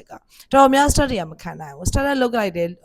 လုပ်ရတာအရန်လွယ်တယ် entrepreneur လုပ်ရတာအရန်လွယ်တယ်အဲ့ entrepreneur life ကနေပြီးတော့တကယ် corporate လုပ်ငန်းရှင်တယောက်ဖြစ်သွားဖို့ဆိုတာအရန်ရှားတယ်ပေါ့နော်အမားဆိုလဲဟိုဒီ entrepreneur start ရဲ့ state ကိုမှ entrepreneur life ကိုမှရောက်နေပြီပေါ့နော်အဲ့တော့အမား start လုပ်ခဲ့တော့ဆိုလဲအဲ့တိုင်းပဲ start တွေကတစ်ချက်ကနေရာမရအောင်ဒါပွင့်နေဆိုပြောရတယ်။နေရာတနေရာတွားလိုက်တယ်ဆိုရင်ဘာလုပ်ငန်းလုပ်လဲကျွန်တော်အခုမှဆိုတဲ့စကားကိုကြားလိုက်ရဆိုတော့ corporate လိုက်မှာရှိရဲ့တကယ်ဆရာကြီးတွေဆရာမကြီးတွေကကိုယ်နောက်ကျန်လိုက်ပြီပဲ။အဲ့နောက်ကျန်လိုက်တဲ့အချိန်မှာကိုကတိမ်ငယ်ပြီးတော့နောက်ဖက်ရောက်သွားလို့မရအောင်။နောက်ရောက်သွားရင်ကိုကအတလုံးနောက်မှာပဲနေကြရမှာပဲ။ဘယ်တော့မှနောက်မရောက်သွားတော့အဓိကတော့သူတို့ကိုရှင်လို့မရဘူး။မှန်တယ် that's right ဒါပေမဲ့သူတို့ဆရာကိုဘာ study land လုပ်လို့ရအောင်လဲ။သူတို့ဆရာအမြဲတမ်းယူနေရမယ်။အဲ့တော့ study တွေမှာအမှားဆုံးအနေတစ်ခုကိုပြောပါဆိုရင် startup သမားတွေက struggle down မခံနိုင်ကြတာအဲ့ဒါမှားတဲ့အမှားတစ်ခုပေါ့နော်အဲ့တစ်ချက်ပေါ့နောက်တစ်ခါကျတော့အဲ့ဒါကိုဘလို့ပြန်ပြီးတော့ကိုကဟိုစူးစမ်းမလဲပေါ့ဆိုခုနအကုန်လုံးအမတို့၄ယောက်လုံးပြောခဲ့သလိုပေါ့နော်လဲရင်လဲနေရတယ်အမတို့ပြန်ထားနိုင်ဖို့အတွက်ပဲအရေးကြီးရယ်ရောက်တဲ့နေရာမှာထိုင်ပြီးတော့ချော်လဲလို့ဆိုတာလဲနေလို့မရအောင်တလုံးလဲသွားမှာပဲဆိုတော့ရောက်တဲ့နေရာပြန်လဲ startup နဲ့ entrepreneur နဲ့အလဲဆုံးပဲ corporate ကသူတို့လည်းလဲတယ်သိလားအမှန်ကသူတို့မလဲဘူးသူတို့ရဲ့လဲပြဖို့ကပိုဆိုးတယ်ဘာလို့ဆိုဟိုအကောင့်ကြီးတွေပြဿနာပိုကြီးလေးပဲဟုတ်တယ်လားရှင်းတော့အမတို့ကတသေးတယ်ဘာလို့မသိတော့အမတို့ကကိစ္စမရှိဘူး startup သမားအမတို့က entrepreneur သိလိုက်ရင်တကူအမှားဖြစ်လိုက်တယ်ဆိုတော့အမတို့ကကိုယ့်အတက်ကိုတငယ်ချင်းမောင်းတဲ့အောင်မသိဖြည့်ရှင်းလိုက်လို့ရဖြောက်လိုက်လို့ရတယ်တကယ်ဟိုဆရာကြီးတွေဆရာမကြီး corporate လိုက်ဆိုတာကသူတို့ပို့ဆိုးတယ်တဲ့မလားသူတို့ finance နဲ့ယူထားတဲ့ band တွေမှာသူတို့ဘယ်လောက်ထိ landing ဖြစ်နေဆိုတော့သူတို့ဒီနေရာတနေရာမှာတကွေ့ကြုံသွားလိုက်ခဲ့ရင်တော့မှတဲ့မလားဒီ band ကချင်းဝင်ယူထားတဲ့ band မှာလားဒီ band CEO ငါဘယ်လိုရှောင်းလဲသူတို့မှများလို့ရှိတယ်ဒါပေမဲ့သူတို့ရှိတာသူတို့မသိတာသူတို့ရဲ့ power သူတို့ဖုံးတာအမားတို့ရဲ့ startup entrepreneur တို့အမားတို့ဘယ်သူမှပါလာမဖုံးအမားတို့ဘယ်သူဖုံးမလဲကိုယ့်ကိုပြန်ဖုံးရမှာကိုယ့်တော့ဝယ် make up ပြန်လိန်ကိုယ့်ကိုပြန်ထားရမှာဆိုတော့အမရဲ့လေးတဲ့တခုရှိအမအရန်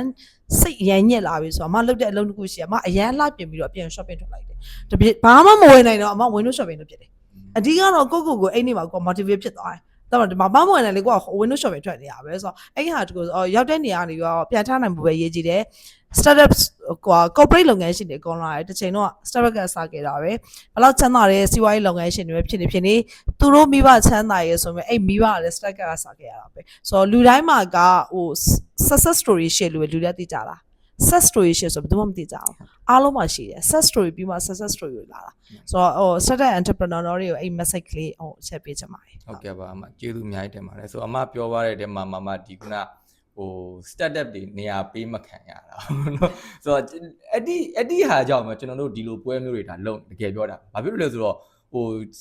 startup တွေက startup အချင်းချင်းကိုပို့ပြီးတော့ကိုချင်းစာတက်တယ်ပို့ပြီးတော့လည်းမြင်ပြီးတော့ဒီခုလိုမျိုးknowledge တွေ sharing လုပ်မယ်ကိုယ့်ရဲ့ experience တွေကို sharing လုပ်မယ်ပြီးအချင်းချင်းအပြန်အလှန် support လုပ်ကြမယ်ဆိုကျွန်တော်အတူတူကျွန်တော်ရဲ့ဒီ program title ရ group together အတူတူကျွန်တော်တို့ဒါဟိုကြီးထွားနိုင်တယ်အောင်မြင်တယ်တိုးတက်နိုင်တယ်ပေါ့နော်ဆိုတော့ဒီဟာလေးကျွန်တော်ဒါ point out လုပ်ခြင်းဖြစ်ပါတယ်အများကြီးကျေးဇူးတင်ပါတယ်ခင်ဗျဟုတ်ကဲ့ကျွန်တော်ဟိုဘက်ကဒီ buffet ပေါ့နော်ဆိုတော့လက်ရှိ buffet restaurant ရဲ့ startup ဖြစ်ပါတယ်ဆိုတော့ညီလေးကိုအကူမေးချင်တာကလက်ရှိပေါ့နော်ဘန်ကောက် market မှာက buffet ဆိုတာက very competitive market လို့ပြောလို့ရတယ်နေရာတိုင်းမရွေးကိုဒါဟို buffet ဆိုင်တွေတွေ့ရတယ်ပေါ့နော်အဲ့ထဲမှာမှလုံးဝ daily ကျဲ buffet ဆိုင်တွေလည်းအများကြီးရှိတယ်အဲ့တော့ဒီမှာလည်းလက်ရှိအောင်မြင်တယ်ဆိုတဲ့လုပ်ငန်းတွေကြည့်လိုက်လို့ရှိရင်လည်းbuffet ဆိုင်တွေရတယ်ပါတယ်ပေါ့နော်ဆိုတော့အဲ့လိုမျိုးဒီ competitive အရန်ဖြစ်နေတဲ့ဒီ buffet ဆိုင် market ထဲမှာကိုယ့်အနေနဲ့ပေါ့ customer ဘယ်လိုမျိုးဆွဲဆောင်ပြီးတော့ဒီ competition မှာရောကိုကဆက်ပြီးတော့ရှိနေဖို့အတွက်ဘယ်လိုမျိုးလက်ရှိစူးစမ်းနေတာရှိလဲပေါ့နော်ပြောပြပြပါဦးခင်ဗျဟုတ်ကဲ့ brother ကြီးဒီ brother မေးတဲ့ဖြေကတော့နည်းနည်းဖြေရမှာတော့နည်းနည်းဟိုခက်လက်လန့်ပဲပေါ့လေမာတာမေးထားတဲ့မေးကောကဒါပေမဲ့ဒီ brother မေးကောမဖြေခင်တော့ကျွန်တော်ပြောချင်တာတော့ဒီ step အစပြီးတော့မလုပ်ခင်ပေါ့ကိုလုတ်ချင်တဲ့ fee တစ်ခုတော့ကိုအရင်ဆုံးဟိုလေ့လာတင်တယ်လို့တော့ကျွန်တော်ထင်တယ်ကျွန်တော်ဆိုရင်ဒီ Korea buffet ဆိုင်ကိုကျွန်တော်စပြီးတော့လုတ်ချင်တယ်ဆိုပြီးကျွန်တော်စိတ်ရှိရချိန်မှာကျွန်တော်ဒီ Korea buffet ရတဲ့စားအုပ်ဆိုင်တွေတော့မများပါဘူးလေကျွန်တော်လိုက်ပြီးတော့သွားစဖြစ်ပြီး ဒါပေမဲ့သွားစားမိရှင်မှာအများစုကဘာတွေ့လဲဆိုတော့ကျွန်တော်တော်တော်များများခင်းချင်းထားတာတွေရှိတယ်ဆိုတော့လူတွေကဆိုင်ထဲဝင်နေပြီဆိုတော့ငါတို့တန်အောင်စားမယ်ငါတို့ဒါဝအောင်စားမယ်လို့ပဲငါတို့စိတ်ထဲမှာရှိတယ်ဒါပေမဲ့တကယ်အစားတောက်တွေကတကယ်အချို့ဆိုင်တွေပေါ့နော်အများစုတော့မဟုတ်ပါဘူးသွားပြီးတော့တကယ် try တဲ့အချိန်ကြာရင်ဟင်းရည်တွေကအေးနေတာတို့ပူတင်းတော့မပူတာတို့အစားတောက်တွေကမကောင်းတာတို့အဲ့ဒါတွေအဓိကသွားတွေ့တာပေါ့ဒါပေမဲ့အဲ့ဒါတွေကပဲကိုယ်အလှည့်ကြာရင်ကိုကတော့ advantage ပြန်လုပ်လို့ရမယ်ဆိုပြီးတော့ကိုကစိတ်ထဲမှာရှိရချိန်မှာကျွန်တော်ဆိုရင်ဘာလုပ်လဲဆိုတော့ဒီကျွန်တော်စီမှာ side dish အမျိုးပေါင်းက30ကျော်လောက်ရှိတယ်ဆိုတော့အဲ့ဒီ30ကျော်တော့ကျွန်တော်ဘာမှခင်းချင်းပြထားတာမရှိဘူးကျွန်တော် sauce ပဲကျွန်တော်တင်ထားတာရှိတယ်ဆိုတော့အကုန်လုံးကို kitchen ဘက်ကနေပြီးတော့ကျွန်တော်စထုတ်တယ်အဲ့လိုမျိုး plan ကိုကျွန်တော်စပြီးတော့စချတယ်ပေါ့နော်အဲ့ဒါပေမဲ့အဲ့ချိန်မှာကျတော့ဒီထုတ်မဲ့ဟာကိုကျွန်တော် QR system တွေဘယ်လိုမျိုးသွားမလဲအဲ့ဒါတော့ကိုယ်ဆွဲမအောင်နဲ့ကျွန်တော်တို့ချိတ်ပြီးတော့ကျွန်တော်စလုပ်ဖြစ်ခဲ့တယ်ပေါ့ဆိုတော့အဲ့လိုဖြစ်တဲ့အချိန်မှာကျွန်တော်ဒီ challenge စကြုံရတဲ့အချိန်ကတော့ဘယ်လိုလဲဆိုတော့ကျွန်တော်ဒီ2ဝိုင်း3ဝိုင်းလောက်ရှိတဲ့အချိန်မှာကျတော့အကုန်လုံးကဒီက routine ကအဆင်ပြေပေမဲ့တကယ်လူက crowded ဖြစ်တဲ့အချိန်မှာပဲကျွန်တော်တို့ဒါမနိုင်တော့မနိုင်တဲ့အချိန်မှာကျွန်တော်တို့လူတွေထပ်ထည့်ရတယ်ထပ်ပြီးတော့ဒီ kitchen ကိုပဲအဓိက focus စိုက်ရတာပေါ့ဒါပေမဲ့ kitchen အဆင်ပြေသွားတဲ့အချိန်မှာကျွန်တော်တို့ဘာကိုနောက်ပြီးတော့စိုက်ရလဲအဲ့ဒီ food qualityပြီးတော့ကျွန်တော်တို့လုပ်ပေးနိုင်တဲ့ service သူတို့မှားလိုက်ပြီဆိုတာနဲ့ကျွန်တော်ဒီ10မိနစ်2မိနစ်အတွင်းမှာကျွန်တော်တို့ဒီဟာကိုကြပေးနိုင်အောင်ကျွန်တော်တို့အဓိကထားပြီးစီစဉ်ရတယ်ဘာလို့ဖြစ်လို့လဲဆိုတော့ကျွန်တော်တို့ဒီမှာ time limit တွေတစ်ခုရှိရဆိုတော့သူတို့အဲ့အချိန်တွေမှာကျွန်တော်အကုန်လုံးကိုပေးပြီးတော့မြည်ဆန်းစေခြင်းတယ်ဆိုတော့ကျွန်တော်တို့ဒီ food quality ကိုအဓိကကျွန်တော်ထိန်းတယ်ပေါ့ကျွန်တော်ထင်တော့ဒီစားလို့ဆိုင်ကိုဆွဲဆောင်နိုင်တယ်ဆိုတော့အဓိက food quality နဲ့ service ကတော့အရေးကြီးဆုံးလို့တော့ကျွန်တော်ထင်တယ်ဘာလို့ဆိုတော့ဆိုင်ကိုလာတဲ့စားတော့တစ်ခုကိုကိုကလာစားကြည့်လိုက်တယ်စားကြည့်လို့ဒီအရသာကိုကိုကကြိုက်သွားပြီဆိုရင်နောက်တစ်ချိန်ကြာရင်လည်း तू ကဒီဆိုင်ကို तू ထပ်လာမှာပဲ तू ကနေတဆင်ပြီးတော့ तू ကတဆင်ထပ်ပြီးတော့ထပ်ဖြန့်မှာပဲအဲ့လိုဖြတ်မှုတော့လေကိုကနေပြီးတော့အချိန်တစ်ခုလောက်ထိတော့ကိုကစောင့်ရလိမ့်မယ်လို့တော့ကျွန်တော်ထင်တယ်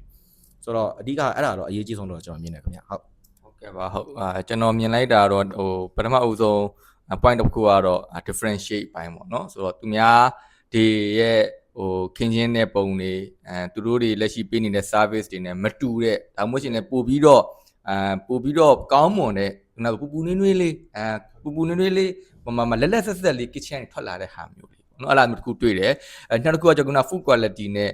service အပိုင်းပေါ့နော်ဆိုတော့အဲ့ဒီဟာလည်းတကယ်ကို competitive ဖြစ်နေတဲ့ market ထဲမှာတကယ်ကိုပြီးရှင်းပြိုင်နိုင်မယ်ဆိုတော့ advantages တွေမှာတစ်ခုပါတယ်ပေါ့နော်အဲ့ဒါလေးလည်းကျွန်တော်ကြားလိုက်ပါတယ်ခင်ဗျကျေးဇူးအများကြီးတင်ပါတယ်ခင်ဗျဟုတ်ကဲ့ပါဆိုတော့အခုတစ်ခေါက်ကတော့ကျွန်တော်တို့ပချမ်းကညမလေးပေါ့နော်သူကတော့လက်ရှိဒီ education နဲ့ပတ်သက်တဲ့ platform နဲ့ education နဲ့ပတ်သက်တဲ့ service တွေကိုဒါလက်ရှိဒါဥဆောင်နေတာပေါ့နော်ဆိုတော့ညီမကိုမေးချင်တာကအခုကျွန်တော်တို့ဒီလုပ်ငန်းတွေပေါ့နော်လုပ်ငန်းတွေရဲ့ကျွန်တော်တို့ performance ဒီ scaling ကိုဆွဲတင်တဲ့အခါမှာနောက်ထပ်တစ်ဆင့်နောက်ထပ် level ကိုတက်ဖို့အတွက်လုပ်တဲ့အခါမှာဒီ digital transformation တွေကဘယ်လောက်ထိအရေးပါတယ်ဘယ်လောက်ထိအရေးပါတဲ့ကဏ္ဍမှာရှိမှာလဲဘယ်လောက်တစ်ချက်ဖြေပေးပါဦးခင်ဗျဟုတ်pace ကတော့လုံးဝစရက digital နဲ့စတာပေါ့နော် pace က launch လုပ်တာ2019 December မှာ launch လုပ်တာနောက်2လနေတော့ lockdown ဖြစ်သွားတယ်ပေါ့နော်ဆိုတော့စရကလုံးဝ fully remote နဲ့ run ခဲ့ရဆိုတော့ digital ဆိုတာဟို option မရှိဘဲနဲ့လုပ်ကိုလုပ်ရမယ်ဆိုတဲ့ပုံစံနဲ့စခဲ့ရပေါ့နော်ဒါပေမဲ့အဲ့ဒီအပေါ်မှာနောက်ပိုင်းကျတော့အများကြီးအဲ့ဒီဟာကကိုယ့်ရဲ့ advantage ဖြစ်လာတယ်ပေါ့နော်နောက်ပိုင်းဖြစ်လာတဲ့ပြဿနာတွေအများကြီးကြမှာဟို ACC ပဲ run နိုင်တယ် Wi-Fi internet မဖြစ်မချင်းပေါ့ဆိုတော့ internet ဖြစ်လိုက်တော့ဘာမှလုပ်လို့မရတော့ဆိုတော့အဲ့လိုမျိုးတအားဟို team ကိုယ်တိုင်ကလည်းဟို remote job လုပ်လိုက်လို့ efficiency လျော့သွားပါညာလုံးဝမရှိတော့ဘူးပေါ့နော်အဲ့ဒီချိန်မှာဒီ digital transformation ဆိုပြီးတော့ပြောလို့ရှိရင်လူတော်တော်များများထင်တာကဟို app တစ်ခုလုံးကိုယ်တိုင်ထားရေးရမယ်လုံးဝ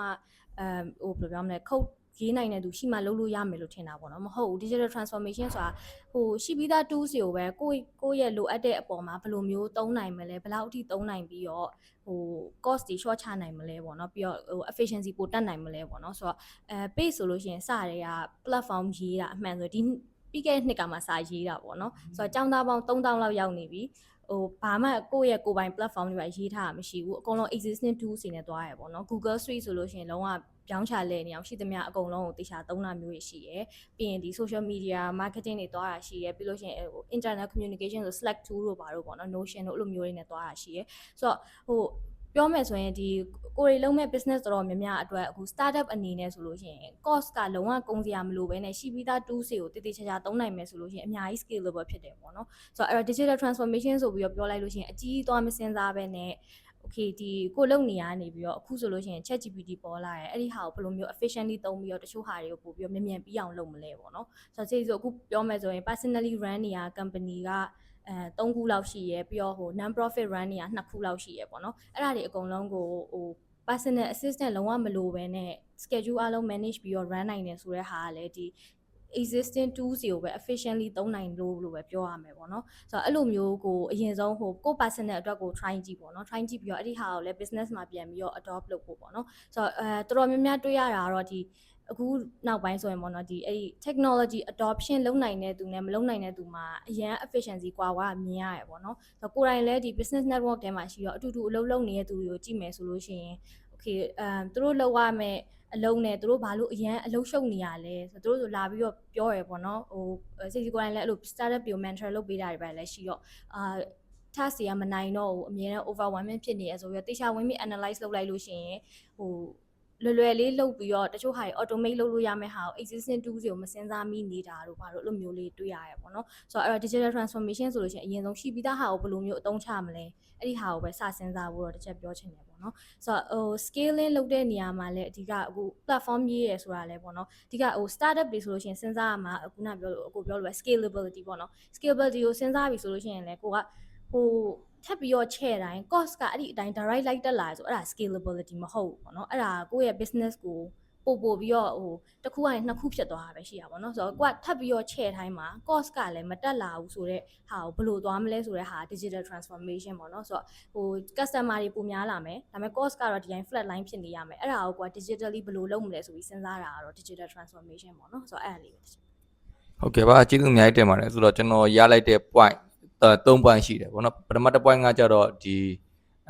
low cost နဲ့ minimum cost ပေါ့နော်ဆိုတော့ digital transformation ကိုပြောတဲ့အခါမှာလူတွေကအကြီးကြီးတွေနားဘယ်လို app တွေလုပ်မယ် website တွေလုပ်မယ် developer တွေငှားပလိုက်မယ် in-house team တွေလုပ်ပလိုက်မယ်ဘာညာပေါ့ဒါပေမဲ့တကယ် digital transformation ရဲ့တကယ်ဘယ်လိုပြောမလဲ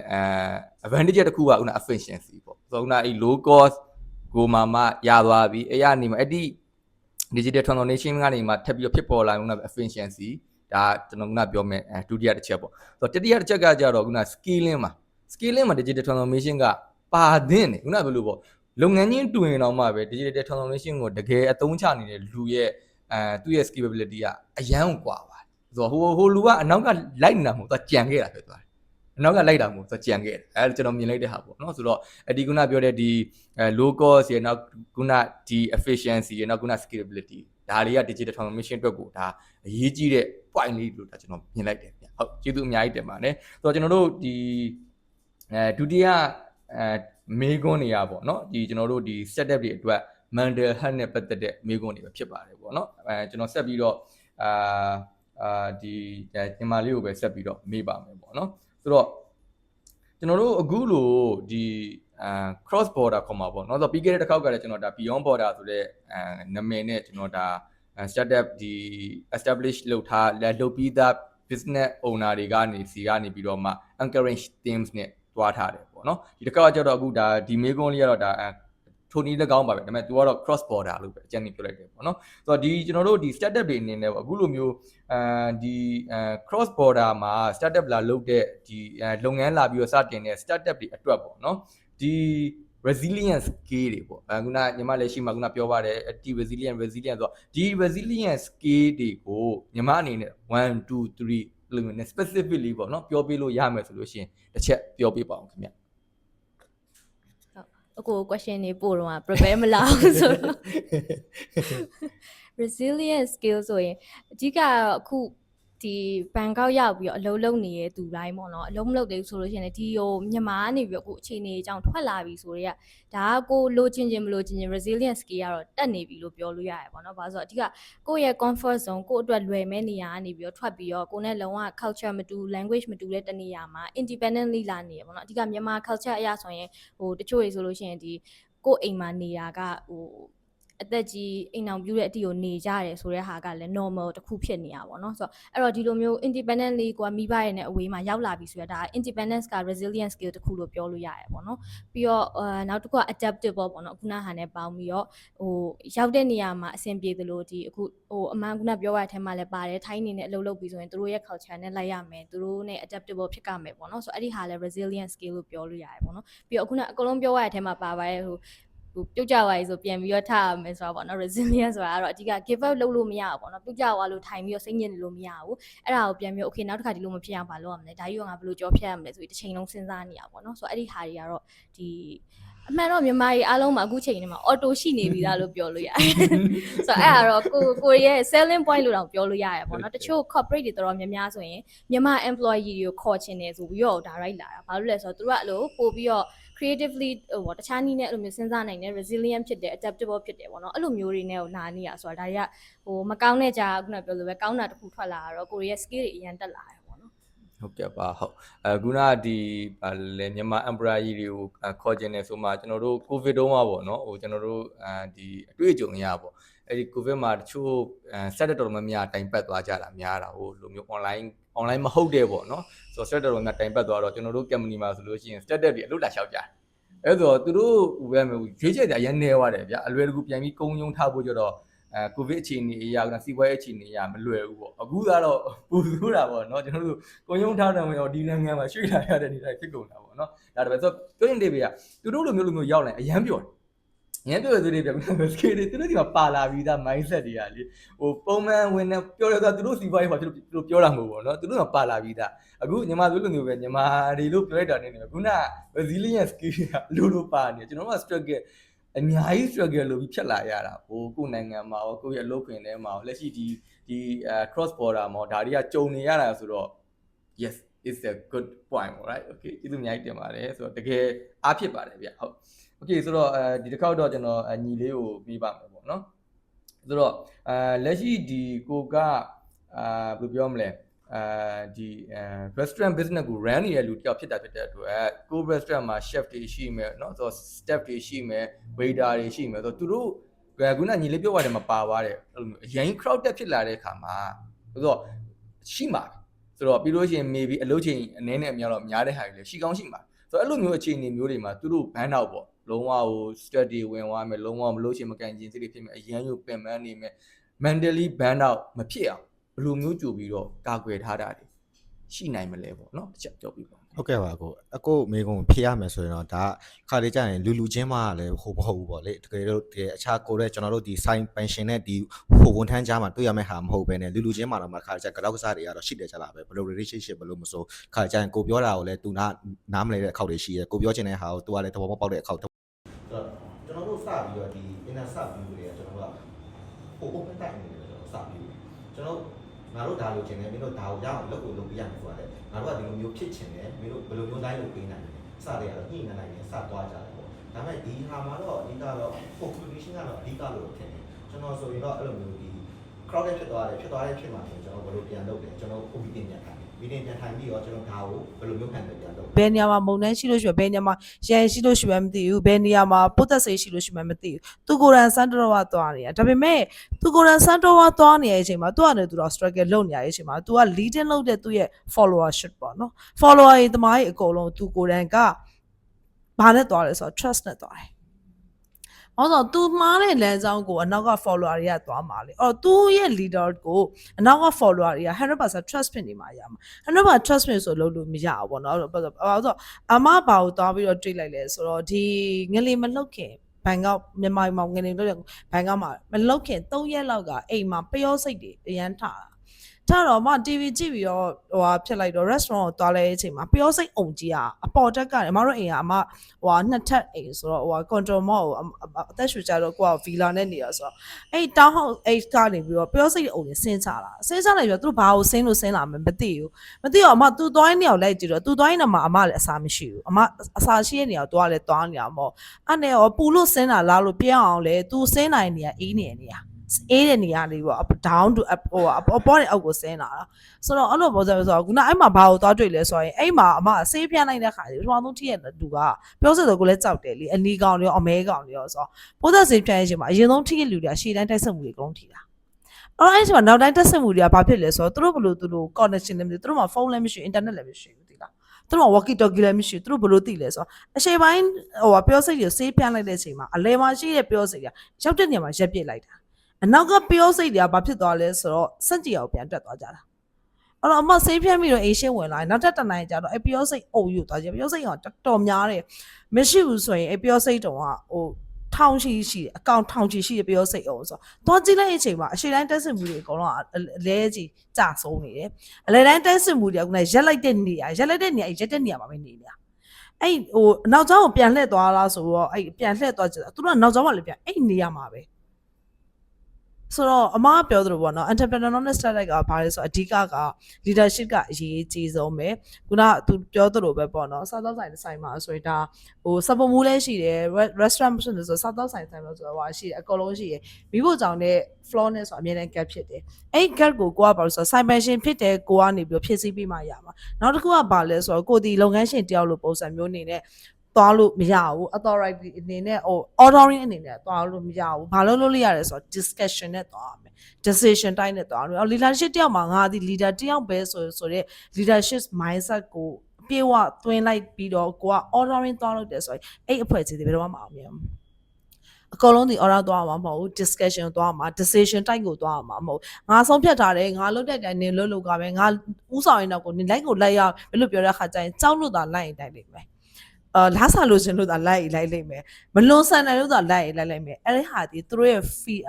fear အစစ်မဟုတ်ဘူးအဲ့တော့မဟုတ်ဘဲနဲ့ကိုက discussion တိုက်ကိုသွားမယ်နှစ်ဦးနှစ်ဘက်ကိုမြင်မယ်သူ့မှာလည်းကိုမသိရဲ့ site တစ်ခုရှိမယ်ကိုစီမှာလည်းသူမသိတဲ့ site တစ်ခုရှိမယ်အဓိကပါတော့လုပ်ငန်းရှင်ပဲဖြစ်နေဟိုဟာစီဝါရေးအချင်းချင်းလုပ်တဲ့လုပ်ပေါ်ကိုင်ပဲဖြစ်ဖြစ်ညီကိုမောင်နှမပဲဖြစ် relationship ပဲဖြစ်ဖြစ်မိသားစုတစ်ခုပဲ discussion type နဲ့အဲ့လိုမျိုးသွားပေါ့နော်အဲ့တော့ခုနဆက်ပြောရမယ်ဆိုရင်မိကုန်းကို finalize plan လုပ်ရမယ်ဆိုရင် start up ပဲဖြစ်ဖြစ် entrepreneur ပဲဘာလို့ပဲဖြစ်နေအဓိက leadership ဒီကိုကဘာလို့ရမလဲဆိုတော့ leading လုပ်တဲ့လူပေါ်မှာအများကြီးမှုတည်အဲ့ leading လုပ်တဲ့လူဆိုတာလေတစ်ချိန်ချင်းမှာ emotion down တဲ့အခြေဆိုတာရှိတာပဲသူ emotion down တဲ့ခါကျရင်ကိုကဘာပြန်လုပ်ရမှာလဲဆိုတော့အနောက်ကလူတွေပြန်ကြည့်ရမှာငါ down နေလို့မဖြစ်ဘူးဆိုတော့ဘာလို့ဆိုတော့သူတို့ကိုယုံကြည်လို့လိုက်တာ 100% trust လုပ်လိုက်တာကိုကြသွားပြီဆိုတော့နောက်ကကြသွားမှာတပုံကြီးပဲဆိုတော့ leading person စီအရေးကြီးဆုံးပဲအဲ့ leading ဒီ straight ဖြစ်နေရမယ်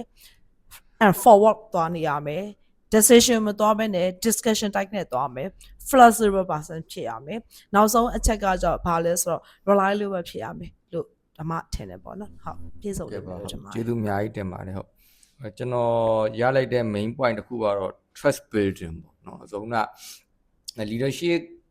ကိုပြောမလဲဟိုဒီခေါင်းဆောင်ဒီ startup ခေါင်းဆောင်တယောက်ကနေသူသွားနေတဲ့လမ်းကြောင်းကိုသူ့နောက်က follower တွေယုံကြည်နဲ့လိုက်နိုင်အောင်တော့ကကာချာဆိုလို့ရှိရင်ဒီကာချာအပေါ်မှာ trust ရှိအောင်သူ့အပေါ်မှာ trust ရှိအောင်သူတို့လက်ရှိလုပ်နေတဲ့ထားပါတော့ vision နဲ့ mission အကုန်လုံးအပေါ်မှာ trust ရှိအောင်ပေါ့ဒါတော့ကျွန်တော်လက်ရှိမြင်လိုက်တာပေါ့နော်ဒီ trust ကို building တင်လုပ်ဖို့နဲ့ခုနဟိုဒီလေးပြောရတဲ့ဟာနဲ့ခုနအမပြောရသူကဒီ discussion ပြန်ပြီးတော့ဝင်ဆိုတော့ဒီ trust က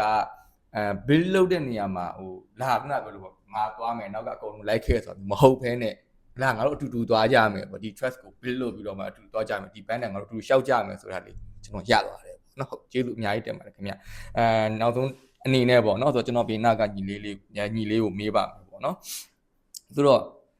့ဒီနောက်ပိုင်းမှာပေါ့နော်ကျွန်တော်တို့ recruitment တွေလုပ်လာတဲ့ modern recruitment ခေါ်တာပေါ့နော်ဒီလို modern recruitment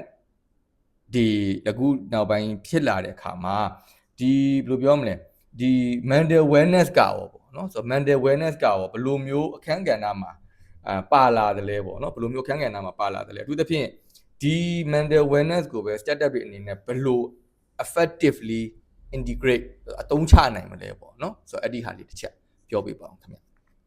ျဟုတ်ကဲ့ပါအကိုဆိုတော့ကျွန်တော်နောက်ပိုင်း recruitment တွေလုပ်တဲ့အခါမှာတချို့သော corporate တွေသုံးလာတာကျတော့ကျွန်တော် mental well-being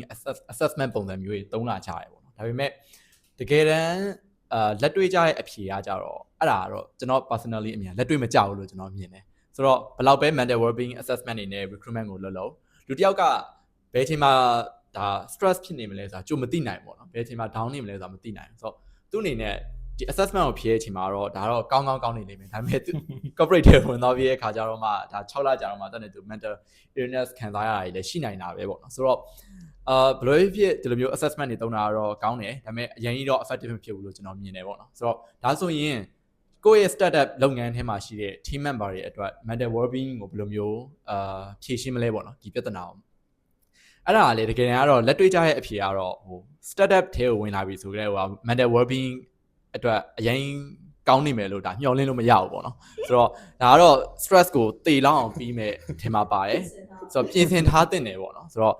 ့ဒါကတော့ပထမတစ်ချက်ပေါ့တကယ်အဲ့ဒါတော့တကယ်အရေးကြီးတယ်ပေါ့နော်ဘာလို့လဲဆိုတော့CEO တော်တော်များများ driven ဖြစ်ကြတယ်တကယ် driven ဖြစ်တဲ့ CEO တွေနဲ့တွေ့ပြီဆိုရင်တော့ဟိုဒါကတော့ထုံးစံအတိုင်းပဲပေါ့နော် stress ကတော့အရင်ပြီးလိမ့်မယ်ဆိုတော့ တက်ချက်အနေနဲ့အလုပ်လျှောက်တဲ့ candidate တွေအနေနဲ့ startup ကိုရွေးချယ်ပြီးဆိုခဲ့ဟိုကိုယ့်အနေနဲ့ expectation တစ်ခုအောင်ရှိထားပြီးသားရှိတဲ့နေပေါ့နော်ဆိုတော့ဒုတိယတစ်ချက်ကကြတော့ communication မှာ communication ကအကိုပြောတဲ့အတိုင်းပဲပေါ့နော်ဆိုတော့ကျွန်တော်တို့ဒီ startup ဘက်ကလည်းဒါလူတစ်ယောက်ကို recruit လုပ်တော့မယ်ဆိုရင်ကိုယ့်ရဲ့ expectation ကို clearly ဖြစ်အောင်ကြိုပြီးတော့ပြောပြထားတဲ့နေပေါ့နော် okay ဒီ startup ကတော့ဒါ flexible working hour ဖြစ်တယ်ဒါပေမဲ့ည9:00 နာရီ 10:00 နာရီဆိုလဲဖုန်းဆက်နိုင်တယ်စာရှိသဖြစ်ပေါ့နော်နောက်ပြီးတော့test based ဖြစ်တယ်ဒါပေမဲ့မပြီးဘူးဆိုရင်လည်းဒါစမပြေဘူးပေါ့နော်မပြီးရင်လည်းဆက်လုပ်ရမယ်ညသကောင်ဆိုလည်းဆက်လုပ်ရမယ်အစရှိသဖြစ်ပေါ့နော်ဆိုတော့ကိုယ့်ရဲ့ဒီသွားခြင်းတဲ့ working culture ပေါ့နော် recruitment မှာကလေးကတည်ချာလေးရှင်းပြထားဖို့လိုအပ်လိမ့်မယ်ပေါ့နော်ဆိုတော့နောက်ဆုံးတစ်ချက်ကဘာလဲဆိုတော့အမပြောသွားတဲ့ leadership နဲ့ဆိုင်တယ်ဆိုတော့ဘယ်လောက်ပဲ stress ပြီးရဲ့ working environment ပဲဖြစ်ပေါ့နော်ဒါ startup တွေကတကယ်အလုပ်လုပ်တဲ့ startup တိုင်းကအရင် stress ပြီးရဲ့ပေါ့ဆိုတော့ဒါပေမဲ့ဘာကြောင့်မလို့ဒီ startup တွေက stress ပြီးတဲ့ working environment ရှိပေမဲ့အောင်မြင်နေရလဲပေါ့နော်ဘာကြောင့် growing ဖြစ်တာလဲဆိုတော့အဲ့ဒီမှာဥဆောင်နေရဲ့ခေါင်းဆောင်တွေပေါ့နော် CEO တွေရဲ့ leadership style နဲ့အများကြီးမူတည်တယ်ဆိုတော့ leadership လို့ပြောတဲ့အခါမှာကျွန်တော်ဒါ leadership လို့ပြောတဲ့အခါမှာအချက်တွေတော့အများကြီးရှိတယ်ပေါ့နော်ဒါပေမဲ့ကျွန်တော်ချုပ်ပြီးပြောရမယ်ဆိုရင်တော့ 3C လို့ပြောလို့ရတယ်ပေါ့နော်ပထမတစ်ချက်ကတော့ဒါ credible ဖြစ်မှု confidence ရှိနောက်ဆုံးကတော့ clarity ဆိုတဲ့တစ်ချက်ရှိတယ်ပေါ့နော်ဆိုတော့ကျွန်တော်တခြားနှစ်ချက်တော့မပြောတော့ဘူးဒါပေမဲ့အဲ့ clarity ကိုနဲ့ပို့ပြီးမှ focus လုပ်ပြီးပြောခြင်းတယ်ဆိုတော့CEO တွေပေါ့နော် CEO တွေ founder တွေကသူတို့ရဲ့ leadership မှာ clarity တစ်ခုရှိတဲ့တယ် clarity ဆိုတာက okay ဘာတွေလုံးဒီ startup မှာဘာတွေလုံးနေရဲဆိုတာထက်ကိုဘာကြောင့်မို့လို့လုံးနေတယ်ဆိုတဲ့ဟာကို